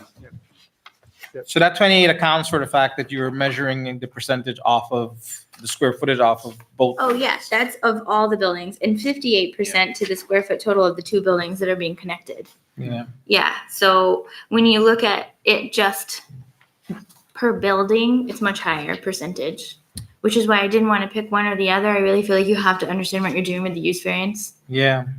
Because regardless if it was 11% or 99%, it still have to be the same use variance. It's not like area. That's correct. And so, I mean, it's Yeah. irrelevant to whether or not perhaps How you, when, it shows maybe it would Right. change the character of the neighborhood, but it's not as if the zoning board of appeals is going to say you only can do 13%. It's still require.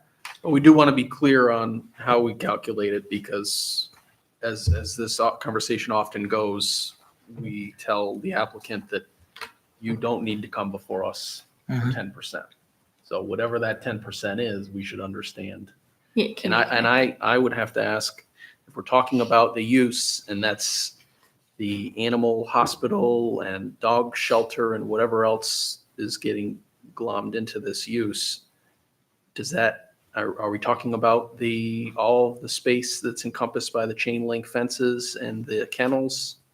Are we adding that all together? That would actually reduce the variance Percentage. being requested.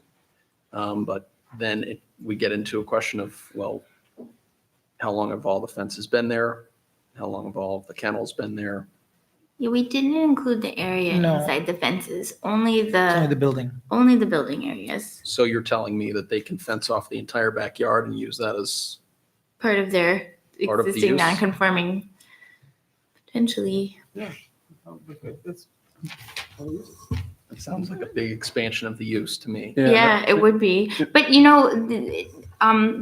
that section of the code, it says 10% or an expansion of the use. So if you are actually making the use more intense and you're not even doing 10%, you're still triggering that code.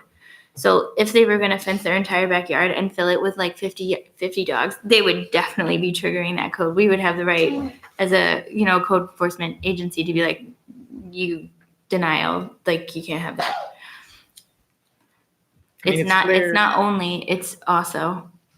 It's clear in the application that it's not just connecting the two buildings, it's actually increasing the use. Right. Well, their own plan, I think, says it's going to increase by 28%. Yeah, it says, right here in the use variance, says the addition will provide for additional exam rooms and waiting areas for patients. So the goal is to, grow the business also with this addition, right? I mean, that's what I got out of it. I mean, so if we were to make a recommendation to the zoning board of appeals and the use variance was granted, it would still come back to us for site plan, right? 6.4, 1.4. In relationship to the entire lot. right? Would come back to us for site plan if the use Yes. variance was granted. So we always, whenever we do the recommendation, and it's a commercial property, Yeah. so that would happen anyway, but we put in a condition that it returns to us for site plan. Zoning board always puts that condition in Yeah. as well, but it is also still required by code. You've, because I was over the site today, just pulled in, and that driveway is pretty narrow, so, It is. and it probably functions, now with the current use, because obviously you haven't heard any complaints or anything. But now expand the use, is there enough parking spaces? Does the driveway need to be widened? I mean, if you're in that driveway and you got somebody behind you and you're exiting the site and somebody's coming on Route 7, go to pull in, you're at a standstill, so people got to back up. Yeah. I mean, and, I don't see any, doesn't look like any changes proposed to the driveway at all here. No, I think it's about 18 feet wide right now. And the It seemed parking- tight, yeah. Yeah, the parking lot, we're kind of realigning it, and I think we're increasing it. I estimate 6 spots now. We're gonna make. Yeah, there was cars in there. I had to kind of back up near that, the rental unit in order to turn around there. Yeah. Again, these are things a site plan, but they're still got to be addressed to be successful, right? I mean, so it's something we need to talk about. So it could be more than just, get a use variance and build the proposed building, connecting it and doing that minor site work. There may be, require some other changes to the site, to make it function better with the increased use that's proposed, right? Understood, yeah. Yeah, so take a look at that when you're down there and talking to the applicant. We're going to have to take a look at that also. This is going to be a very difficult floor plan to connect those two buildings, the way the brick buildings face with the gables. So. I mean, on paper, it seems reasonable to connect the buildings, but so you don't have to go outside to go between, but to expand the use, without looking at, all the other things kind of concerns me a little bit, especially, ingress and egress to the site, and then, of course, any potential impact on neighbors. I mean, we don't have a public hearing because it would go to the The zoning ZBA, board is the first. and that public would be hearing. the public hearing at the Then you can ZBA. choose to call for a public hearing when you have it at site plan, but right now it's denied. Correct. So, so any neighbors like this, I don't know if they're Friterici. I don't know if they're still there next door or not, to the west of this property. It's the first time we've seen it, of course, was tonight, Yep. Kind of a timetable, does the applicant have? Is there urgency or always is, right? There always is, yeah. Yeah. He's hired an engineer. so- Yeah, yeah. Well, because we got, if we got to make it, we got to come through this, at least get down, take a look at the site in order to make the recommendation. The next ZBA meeting is February mid-February. 28th. It got shifted because of the school vacation. So there's one extra meeting late. So you have 28th? February 28th, right? Yeah. 28th is a Friday. Oh, 26th? February? It's the very last February 26th. Wednesday. Yeah. the But we 26th. have 2 meetings before So you that. have 2 meetings Okay. before that. So we do, okay, that's good. So we have the 10th and the 24th. Yeah, so you have, and so But the 24th would be too late to make a recommendation to get on the ZBA schedule. It'd have to be March then, right? yeah, I mean, it's tentatively scheduled for the 28th. You actually have a pretty compressed timeline in code to do your recommendation to the zoning board. But I mean, if there really were outstanding issues, then we could probably work with the applicant to put them on March. Right now, it's scheduled for February, For February 28th. yeah, 26th. All right.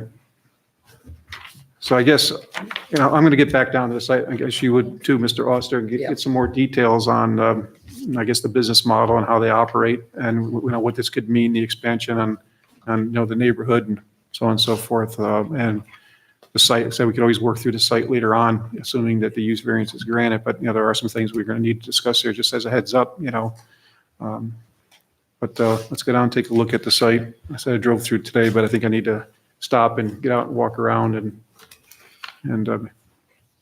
Don't rile up the animals. not rile up the animals. Right?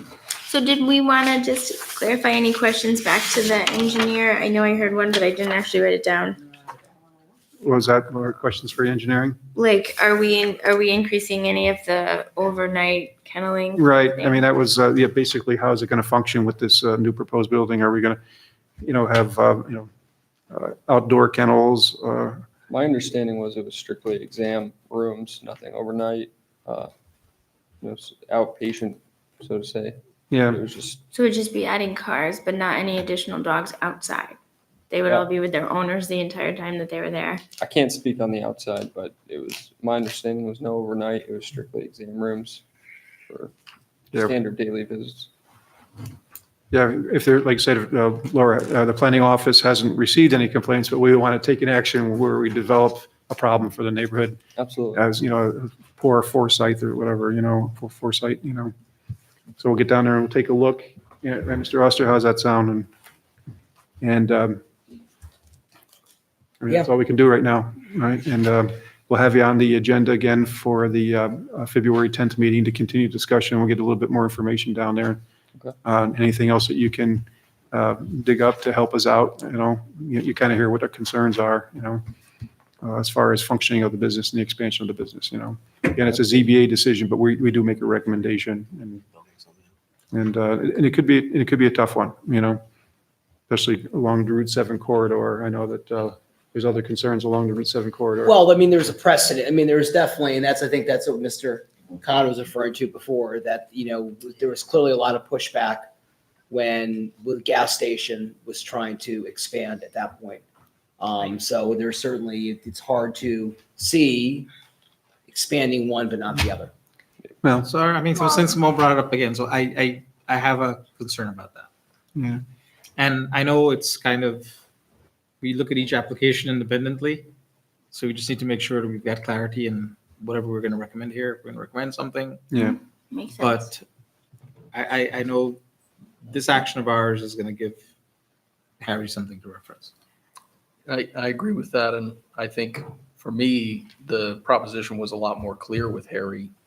He told us why there was a need for the expansion, what the expansion would service, and we had a very clear idea of that. We don't have a very clear idea of all what's going on with this business and really a floor plan, a layout, how this really fits into the use as a whole. So having a better understanding of all that's going on with this animal hospital and the site and how this proposed expansion fits in with the current non-conforming use, I think is paramount too. Yeah.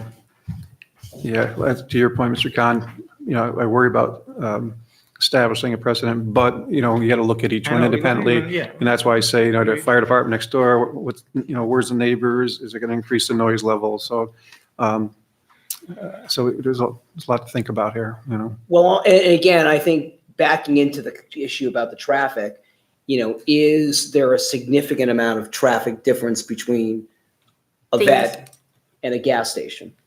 And I don't know, again, and trying to differentiate, I don't know what the answer to that is. And that's really a question for Yeah, that would traffic be in, people, yeah, I mean, because that's and going to be in so- that ITE traffic manual that we always. Right. Well, I'm saying reference. I'm sure there's some kind of reference point where, again, it might be sort of the exact same consideration or it might be totally different. And part of it to me is how many cars, come in and out of there every day. My own hunch is that a vet office would be a far less intense use than a gas station, but I don't know. So I think the other thing you got to look at is the other proposal, relative to, I believe that's R1 there, right? It is a slightly different zoning, Yeah, so although you it's got to still look the same at, corridor. There's no side street. Like Chairman said, it's a very different circumstance, but we got to be mindful of all these. Yeah. And I can even tell you right now, I mean, obviously the questions will be on suitability, but in terms of, consistency with the comp plan, I think we've been very clear in the comp plan that to not expand any type of commercial operation along. Yeah, exactly. So, but then that doesn't answer the question about suitability, but that is, I can say that. Yeah. Yeah, we could definitely answer that now. Yeah.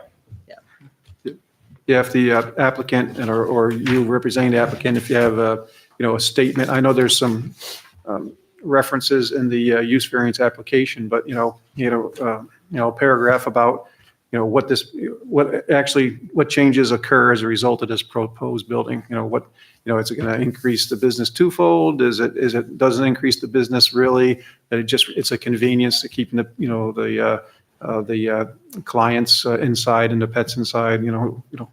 Those kind of details, because it's referred to again in the use variance as the potential of increasing business is the way I read it. You know, additional exam rooms and waiting areas for patient owners. The addition will provide for additional, is what it says. So what does that mean, you know? Well, I think the main goal was, I was told the facility was built in 1938, and its main goal is to modernize and increase the space and have a In the business. up-to-date facility for people's pets. Yeah.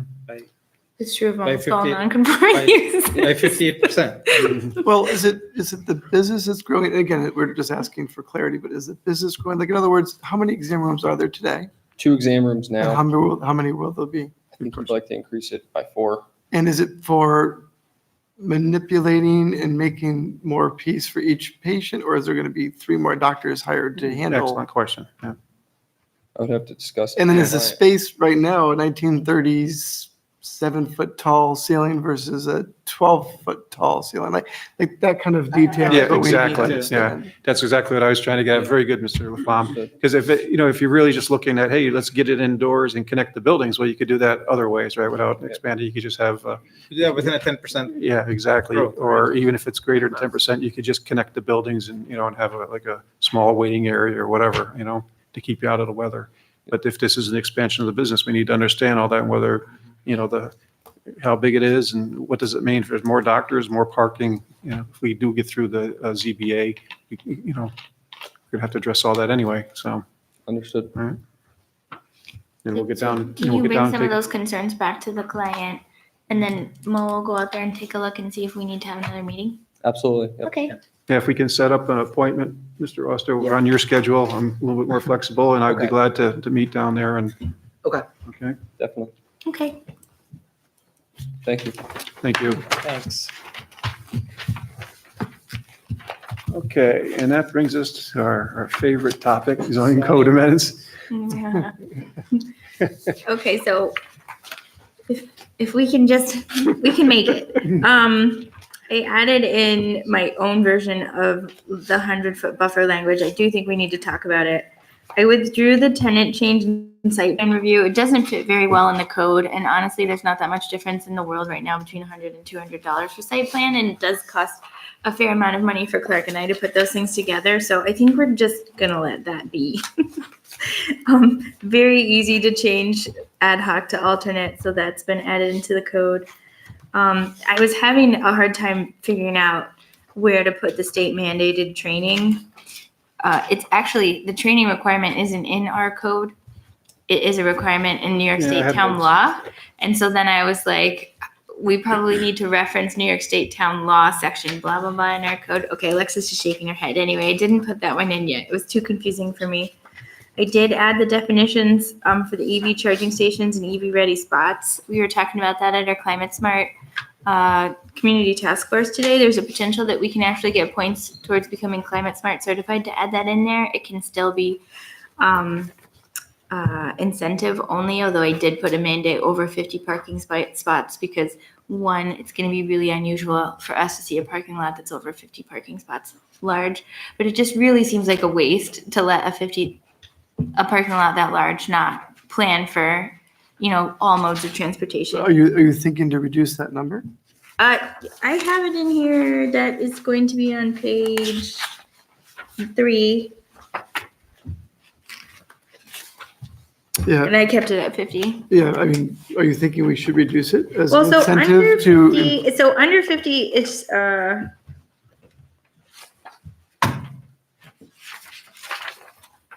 Oh, actually, you did reduce it to 25, right?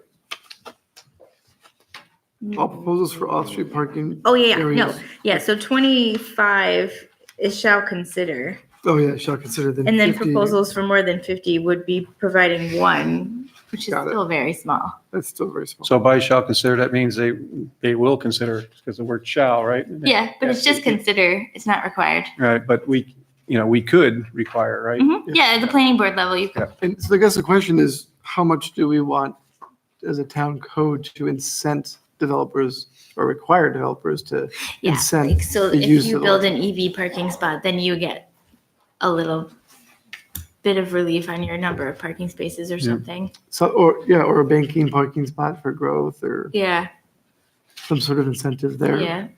I just think these numbers are kind of big. Like, I don't know if they're, I think they're big too. I think we can make them Like, smaller. never gonna That's see my thought. a 50. I mean, not never. Who knows what'll happen, but Before you go on, Laura, I just found my notes on page 2, under the short-term rental. Just the 1, 2, 3, 4, the fifth line down, or fourth and fifth line, it says living quarters with kitchen for any period less than 30 consecutive nights. I think you've already said that up on top. It says- oh yeah, no, So you can strike that for Yes, any definitely. period at the end of the sentence. It already states at the beginning of the sentence. yeah, I agree. All right. Also, Laura, I didn't mean to steamroll your state mandated training requirements, but Yeah, I just I wanted to couldn't figure clarify. those So state law, I mean, it preempts like, local, we can't waive the 4-hour minimum for both. No, we don't want to waive it, but I I don't mean, think do we need to state law. increase it?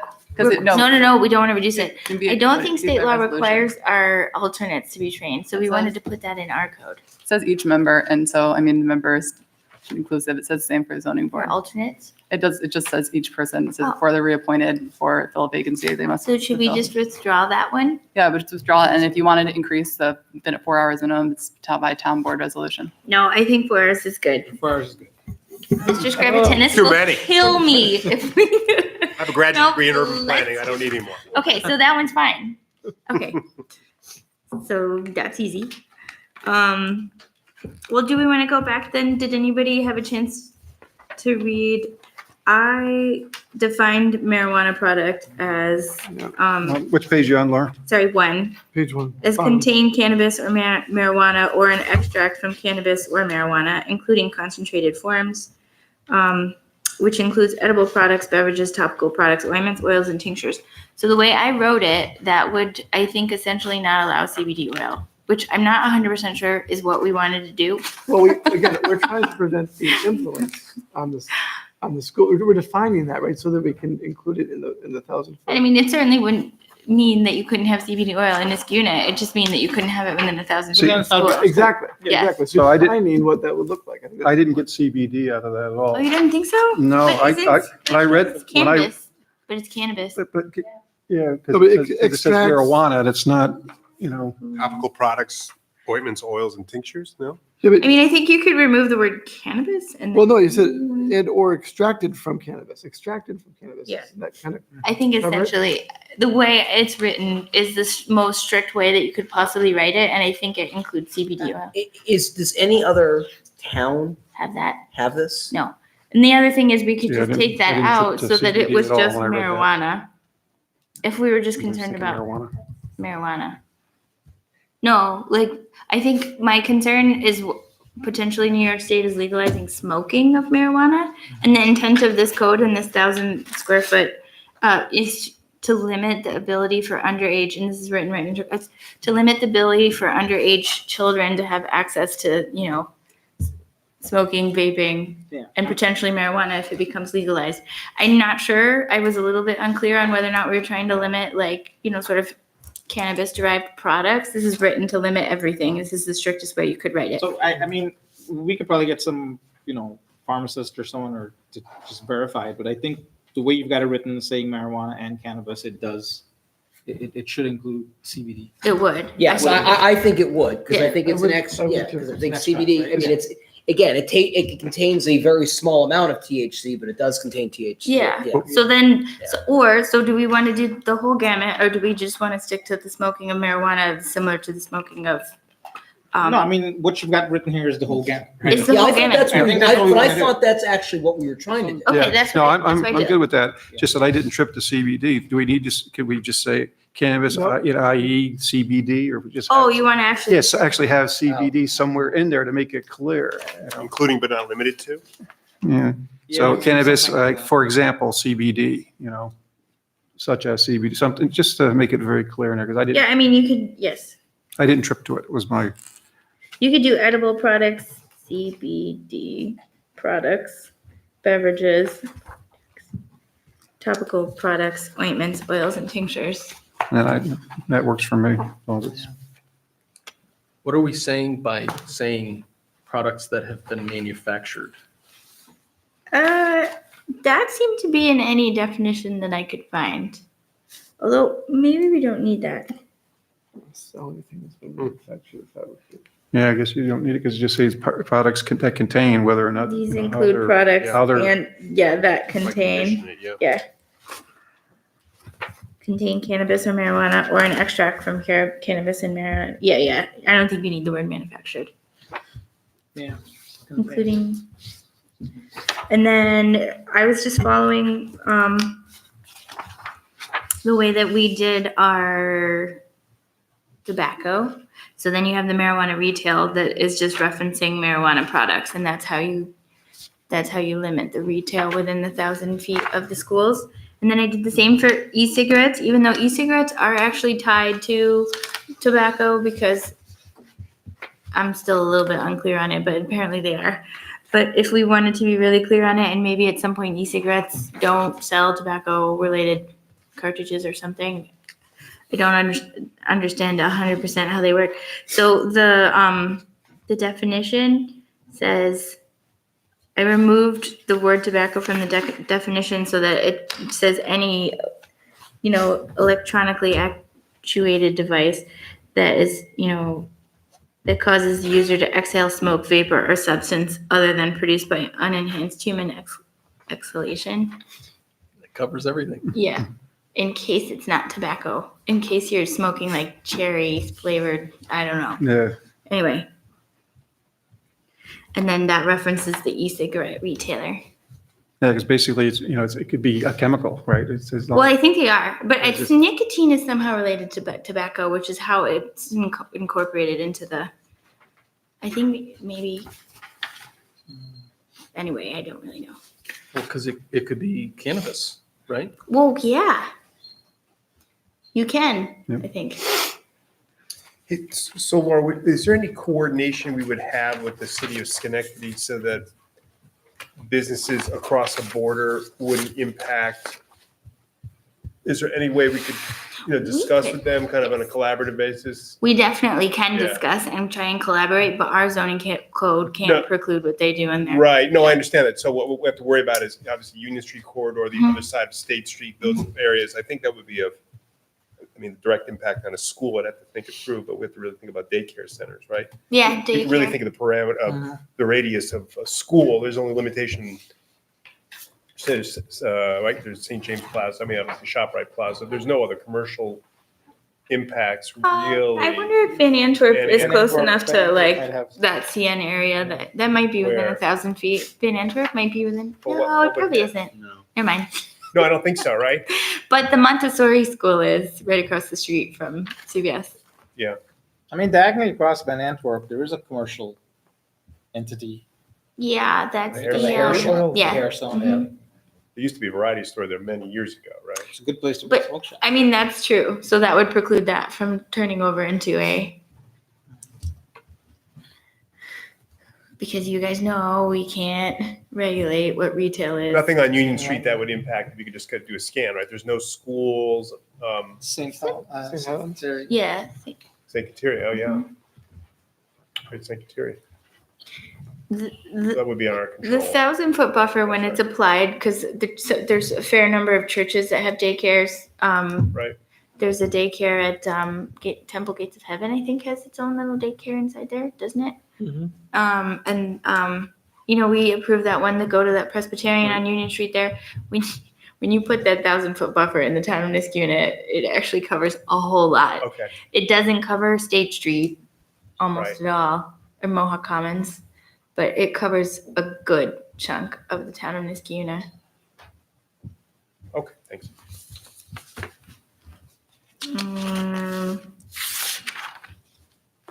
So do you think, is this section, in your opinion, ready to be adopted, like in terms of the purpose and intent and the distance? Well, the purpose and intent is actually staying the same from when we did it for tobacco I mean, it's only a product. minor change, but I think that the confusing part is in the application because the legality has changed since it says that the purpose is to, the particular interest is. This to is page reduce 4. There, guys, yeah, page 4. To reduce the illegal sale of tobacco to minors, but then, the preceding sentence talks about individuals of all ages, and then B talks about distance to schools that are affecting minors. So I think it might be appropriate because of change in, just get rid of the part that says with a particular interest in reducing illegal sale of tobacco. to minors. And that way we don't have to get into the conversation we did with your CBD, with like if they have to put up signs that say no minors or something. Sorry. So I changed it so that it says with a particular interest in reducing the legal sale of said products to minors. You don't think that should be in there? I think we just take out the second clause because B already basically reflects that intent if it's requiring a buffer for certain institutions that have minors.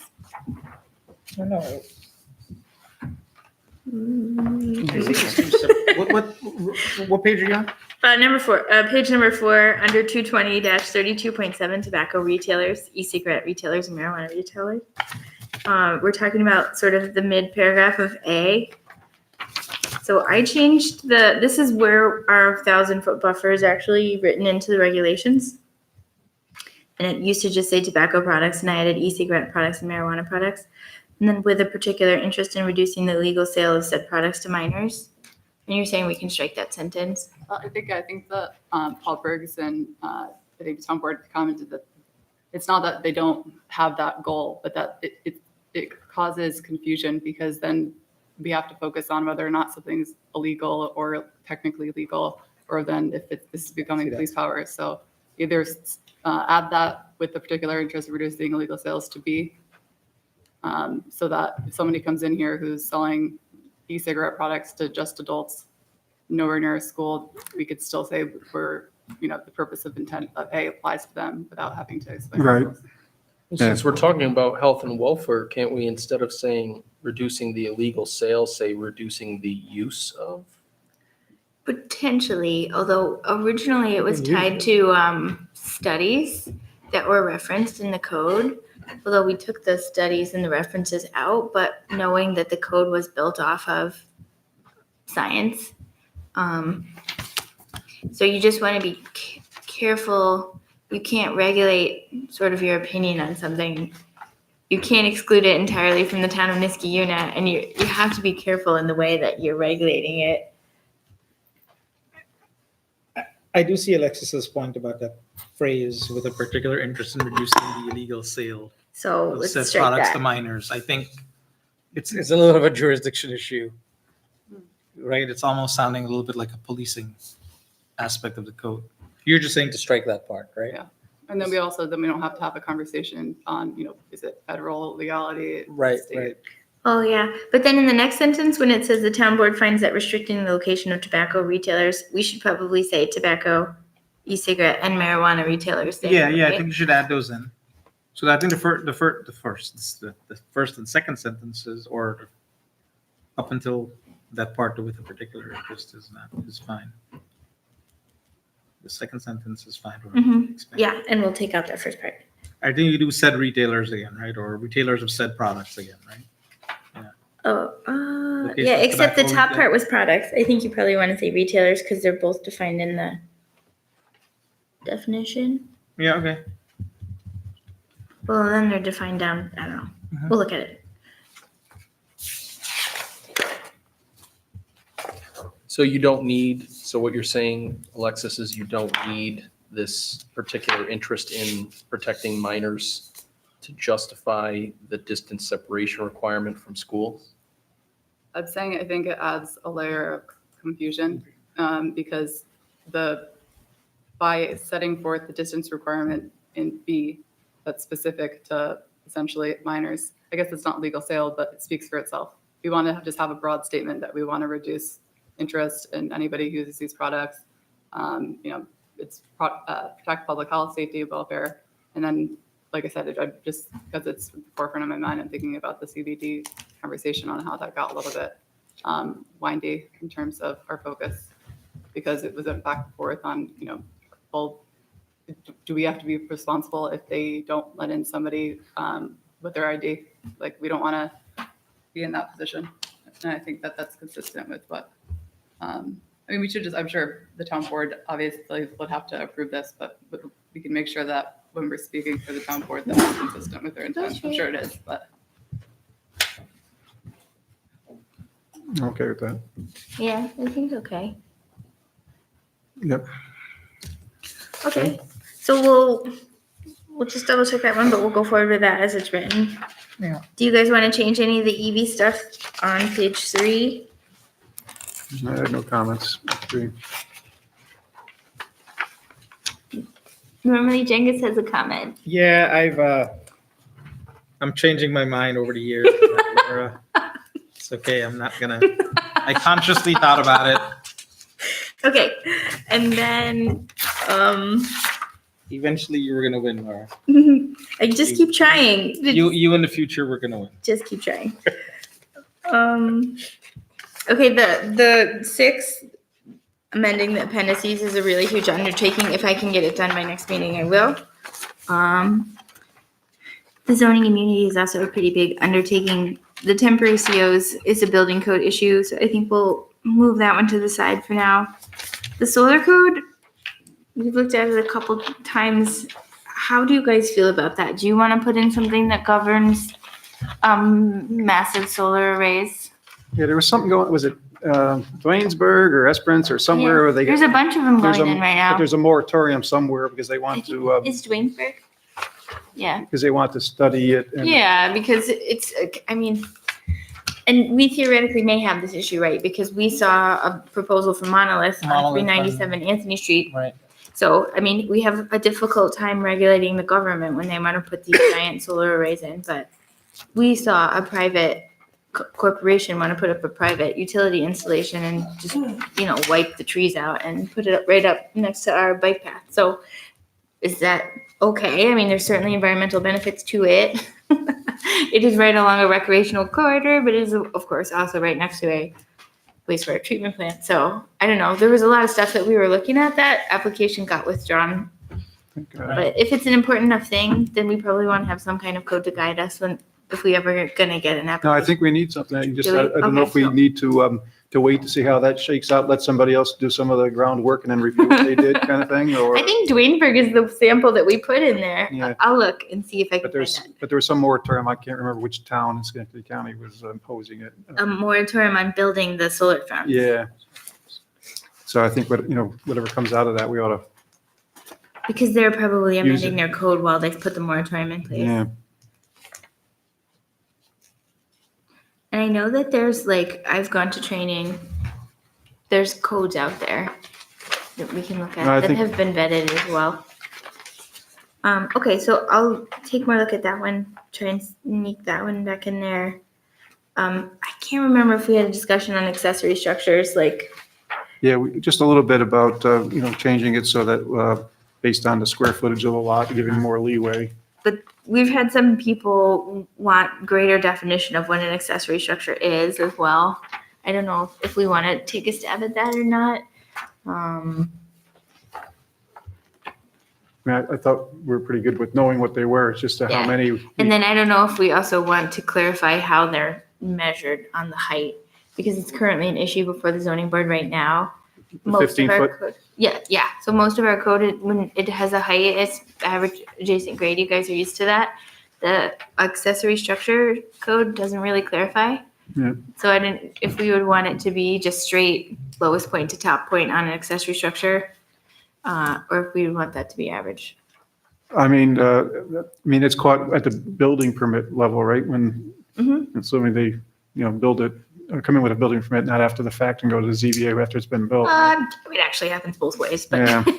But yeah, it's a 15 foot. I mean, I can't remember if I got, no, I kept, I built my garage, I kept it under 15 foot to be in compliant, So, Okay, and then signs, I added, I think I made them 50 square feet.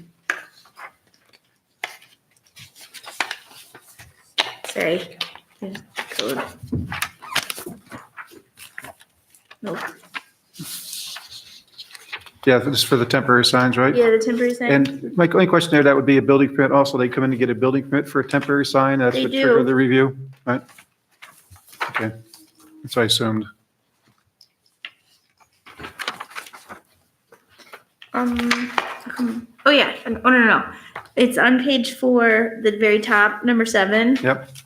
So originally there was no limitation on temporary signs, and we saw sort of the thing that can happen from that is that there was literally 160 square foot coming soon sign in front of 1769 Union Street. And everyone was like, how can that be allowed?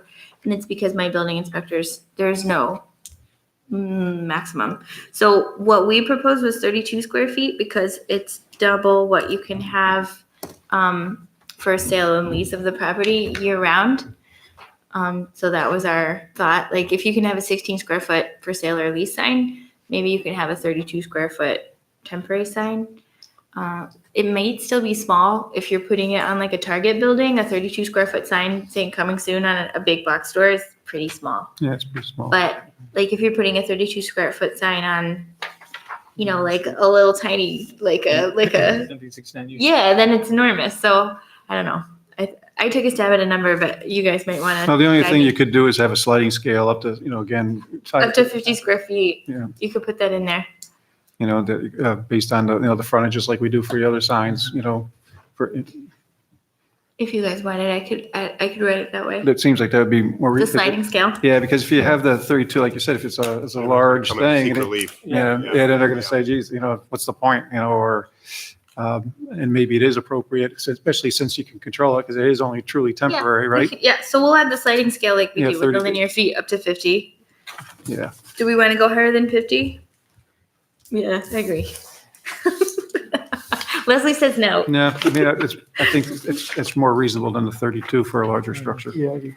And then the setbacks for the neighborhood and the mixed use CN zone. I should have put the whole table in here for you to see. Essentially, I've told you this before, the neighborhood mixed use building did not have bulk zoning requirements, and I don't know why that was. So I sort of went in between like a retail building and I can't remember what the next one was. So the minimum lot size for a neighborhood mixed use building, 30,000. The minimum lot width and depth, 150. Maximum percentage of coverage by building and structures, 20%. And then minimum yard dimensions, front 15, side 10, both 10 or 20, sorry. And then the rear would be 20. That's sort of standard commercial bulk zoning requirements. And that's close to R1 pretty much, right? Yeah, it's commercial, so it's allowed to be slightly closer to the front. Yep. So a typical residential building would be 20 to 30 feet back from the front property line. This is 15. And the goal there was. And it has for- slightly smaller side Right. yard setbacks. Well, the goal was to have, sidewalks in front and close the sidewalks and the parking You in the want it rear. to be, right? and if it's a mixed use building, theoretically, you want to invite that activity on the street. Yeah. So you wouldn't necessarily want to set it back so far. I didn't have a problem with it. Okay. But, again, that seemed reasonable.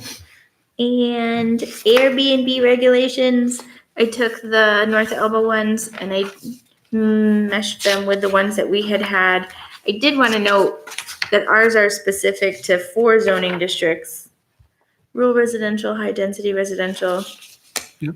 medium, low, Yeah, 1, Still 2, missing 3, and something. RR. and RP. But I mean, there's houses in LC, there's houses in, I don't know if you really want to regulate Airbnb, why you would choose a zoning, because there's houses kind of all over the place. You probably just want to apply it to all zones. I don't know, that would be my 2 cents on that. So you would just, if it's all zones, you'd say, just put in all zones, so you don't have like neighborhood commercial or, Yeah, so essentially anywhere there's a single family home, that, because we could have some pre-existing non-conforming single-family homes and like yeah, neighborhood like in commercial. LC, you can have them in CN. Right. So we want to say all zones then. That would be my recommendation, because otherwise you're actually taking the ability for people who have single family homes to rent them just because they're randomly Yep. in a. Yeah, okay. Why would we limit it only to homeowners and not multifamily residential? No, I think it actually does say multifamily in here. So I think it might be condos. I'm not 100% sure. Maybe your lease would guide you if you're a multifamily. Presumably, but you could have a month-to-month, you could have a short-form lease. I mean, Yeah. maybe suppose maybe house rules would prevail. I don't know, but A key. I mean, the residents too. Yeah, it's true. Maybe. Okay, so let's see. That's written right at. It starts on page 4.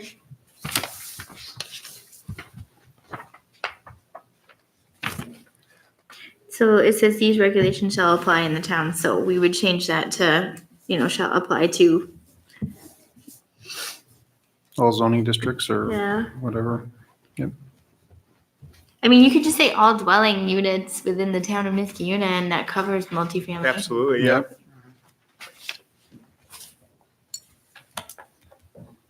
We can refine it. I don't know. If we skip ahead to 16. Okay, we'll skip ahead. I know, Well, I've got but 15, I've got a major problem with 15. the chickens? Yes. Very- We have a major wildlife problem in Niskayuna. There's a lot of coyotes, there's a lot of foxes, and this is just going to invite them to like come and like attack small animals. Cats, dogs, and I mean. This starts on page 6. Okay, so we're talking about, Amending the Farm. code to add farm Yes, animals, and it yes. allows you to have it allows you to We be have licensed. There's fisher cat. I mean, there's a lot of different. There's like fisher cats. I mean, I've seen foxes in my neighborhood all the time. I know there's been reports of coyotes. And have a maximum of 6 hens. And whatever it is, there's already issues. And we don't need any more reasons to like attract, like basically small animal killing wildlife onto people's property. So I hear that, but part of the reason that I bring this is because regularly, like, I think we had 3 phone calls this last month for people who want chickens. I mean, there's a huge demand. I'm just speaking like I hear the other side And those of it. people probably don't own small dogs. Well, We don't know. We don't know. I if they mean, do. or they're playing and they don't realize the rest of it. no, it was, Very possible. I think was it Albany you were saying they were doing it on trial basis? This is Albany's code. Right, but they were doing it on trial basis. It is a in trial certain areas. basis. Yeah. Did you run this by a legislative committee yet? No, this is all stuff that we. I know this is, I can't speak for the town board. I know I wouldn't want us to go through all this hassle if there are different. Yeah, we said that last time. I'm sorry, guys. And I brought it up a couple of members, and I think that they still are. Anti-chicken. They're chicken, is that what you said? Anti-chicken. Oh, they're chicken. I thought you were calling them chicken. Yeah, I'm on the fence with this one. I mean, I know. I've heard you say I mean, I'll go on record. I'm adamantly opposed to it. adamantly. Yeah. I mean, you want chickens, you can live in the country. Yeah. There's a lot of people who want them. There for are a lot of reasons. people who want them. They don't want the store-bought eggs because you don't know what the chickens have been fed. A lot of people find them very companionable. And as far as the wildlife, the problem is we're taking up so much habitat, they have no place to go. We've got hawks who are living Where's the 15 number? in the very urban The what, areas of town. And we don't need to make the problem worse. I don't think having up to 6 chickens is gonna do it. I don't know. Okay, If so it's your neighbor and your neighbor has 6 chickens in their yard and you have a small dog in your yard, then you put your dog at a much greater risk of being attacked. I've got a 6-pound dog. okay, so so But I think the residents deserve to have a say on this. So this is I think a really good illustration of like exactly how our town feels. There's very good, yeah. really a lot of people who want chickens and really a lot of people who do not want Mo, chicken. which number are you taking exception to? The whole thing or? 15? Yeah, the whole thing. Where's 15? But Alexis brings up a good point, and I did forget. You Yeah, guys. where- did where's mention that. 15? Where's 15? Oh, it starts on page 6. I And still this don't is see what- essentially just Albany's code changed to the town of Niskayuna. I'm not seeing a 15. Yeah, I don't see the number 15 anywhere. Would you clarify? what you're- Sorry, it's in the sum, it's in 15 is on the the summary. agenda It's in the statement. summary. It's Second actually, page. Oh, it's in the yeah, summary. sorry, and it's Oh. referring on page 6 and 7. Okay, so that whole section. Yeah. Yeah. No. Yeah. And if we were not to have that, then it would be prohibited, right? Yeah, and that has been challenged in court and held up. So our code currently does not allow chickens. Mhm. The zoning board doesn't grant those variances, and it was appealed all the way up to the Supreme Court or somewhere very high, And that was held up. and it was held up. So our code right now is very strong and does not allow chickens. I'm opposed to it too. I think if anything, before we spend time, you're not gonna get the town board support if there's Yeah, not. we should a find need what's for the it. matter. So we could at least put up on the news and announcements, we can set up the email address please, you have 30 days to provide us input on whether or not Input we on want chickens. chickens. If it's 3 people, then we know that they're just, it's not like real data points. So it is not 3 people. I hear Just- all the we time. also want to give the naysayers Yeah, voice yeah, too, right? yeah, oh, definitely. As a voice Well, of the, opposition to what seems to be the redounding opinion on the board. I don't think I'll ever have chickens, but what I often hear from others is this emerging trend for local, buy local, source local, know what you're sourcing. And that's really the driver for why people that I've spoken to or that have spoken to me would like to have the option to be a resident of Niskayuna and also have their own eggs and their own chickens. But that's the opposing view. It's not just live in the country. It's no, I would like it. There's a different way of consuming food than what that I'm comfortable with versus what the commercial methods are. And that's really the driving change. I think that we ought to be considering So, if we choose or have the option to choose this as a code change. yeah, so I can't help but think just the medical needs of fowl and poultry, live fowl and poultry that's needed by, Joe Average Niskayuna resident, especially given our contemporary news with virus A and virus B and virus C, right? So, I mean, who's going to regulate that, right? What happens when people start abandoning their chickens and start? You're driving to the point of why residents I know. want it. It causes us a lot of No, work. I- That's Well, you actually are. in The code. food that they're eating is, but that's kind of what the point of what. Unless a they're resident wants to, get the eggs and sell them unbeknownst to us or unbeknownst to any law enforcement. That's another right? risk, right? But Yeah, I just think it's a little bit of a risk for a residential community, It's especially when we're living like 10 minutes away from a farm. Yeah. Any farm in any direction. Yeah. So why don't we just set up feelers and it may not be for us to even discuss, right? I think it's a good Yeah. point. we don't want to get people thinking that we're going to make the decision that's going to ultimately be decided at the time of the whole. Yeah, again, I understand where you're coming from. I don't have a preference, to be honest with you, but one thing regarding the section that was proposed, it says here, keeping of farm animals or fowl is prohibited, this is page 6. Yeah, right? that's the start. Under B, it says farm animal or fowl shall include cows, cattle, horses, ponies, donkeys, so on and so forth, right? Now, we do have in our zoning ordinance the capability of having horses in the rural residential district. It's in the chart. Yeah. So is this in conflict with that? Yeah, that probably. Because you can have horses in RR 80 up to 1 horse per Yeah, you acre. can. Well, actually, yeah, because the farm No, you along. can't have cows. I only saw horses when I It's a took. special carve out for horses. Oh no, there's a farm along Rosendale Road. Yeah. Yeah, Yeah. but you're allowed to have farms. And they've got cows. You're allowed to have farms, No, but- and some of them are And pre-existing. they have cows. And he has cows, but he has, but there's a specific quartering of horses that's, I think, in R1. So you can have farms in RR and R1 over 5 acres, and some of them are pre-existing. But there's specific, like it's much less. I think you can have horses on half an acre or an acre. It's a much smaller area. Is there chickens at that farm on Rosendale Road? I don't know. There's definitely cows. You can't miss them. know about chickens. I don't think so. They also have no small dogs.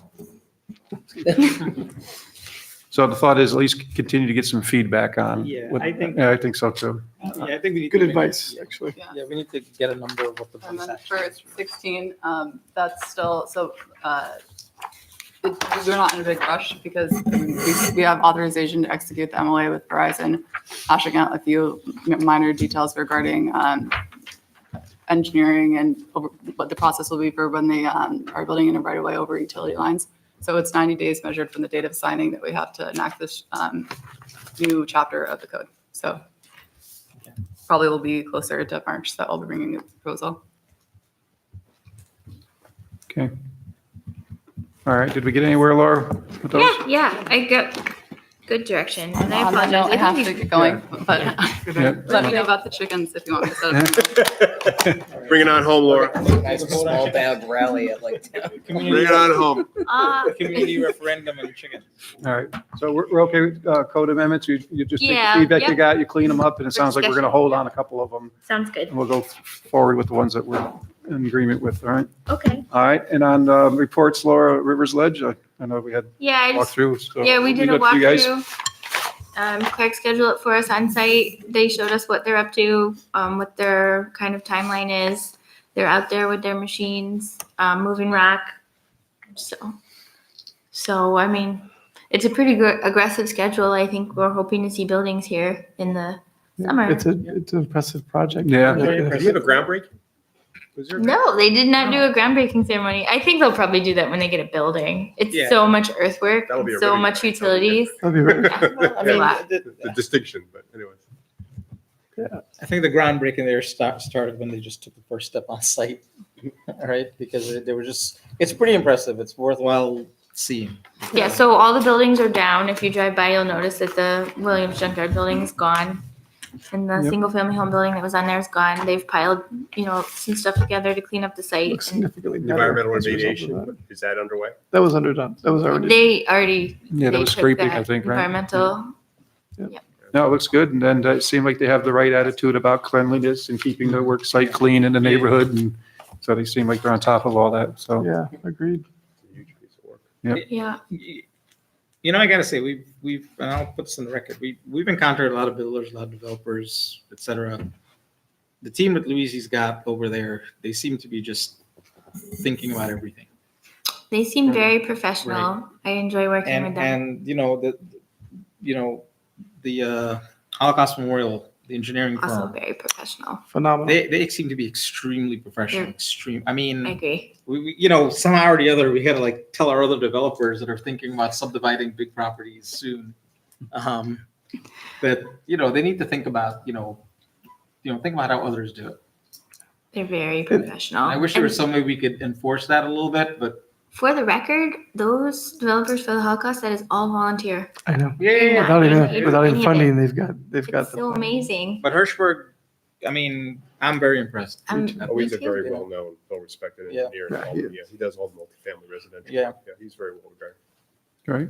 So I mean, so we do know what a standard is, right? So the You now key have- thing that I'm saying is, as a town, how do you get all of your developers to kind of follow a certain Yeah. standard where others have defined it?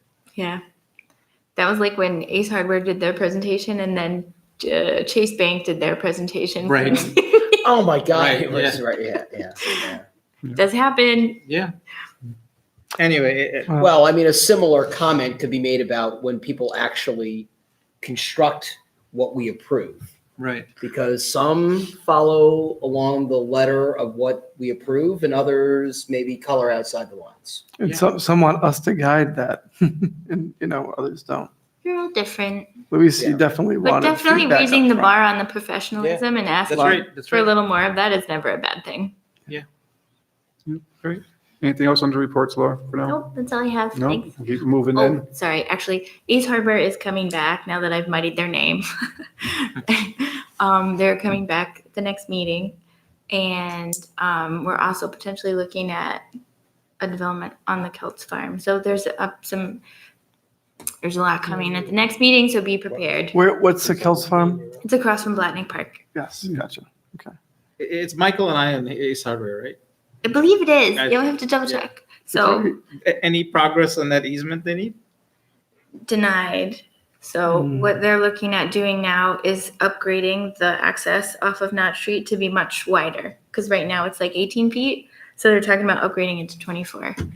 So that's not a bad thing. It's not a bad thing. They have been pursuing the easement consistently since we asked, and it finally, basically, there was no other avenue, and it was fully denied to them by the Surprise. adjacent Do you know why it landowner. was denied? Uh, Price they have to agree on or something? Or? I mean, there's some thoughts on why it was denied, but I think partly is because they didn't have to give it to him.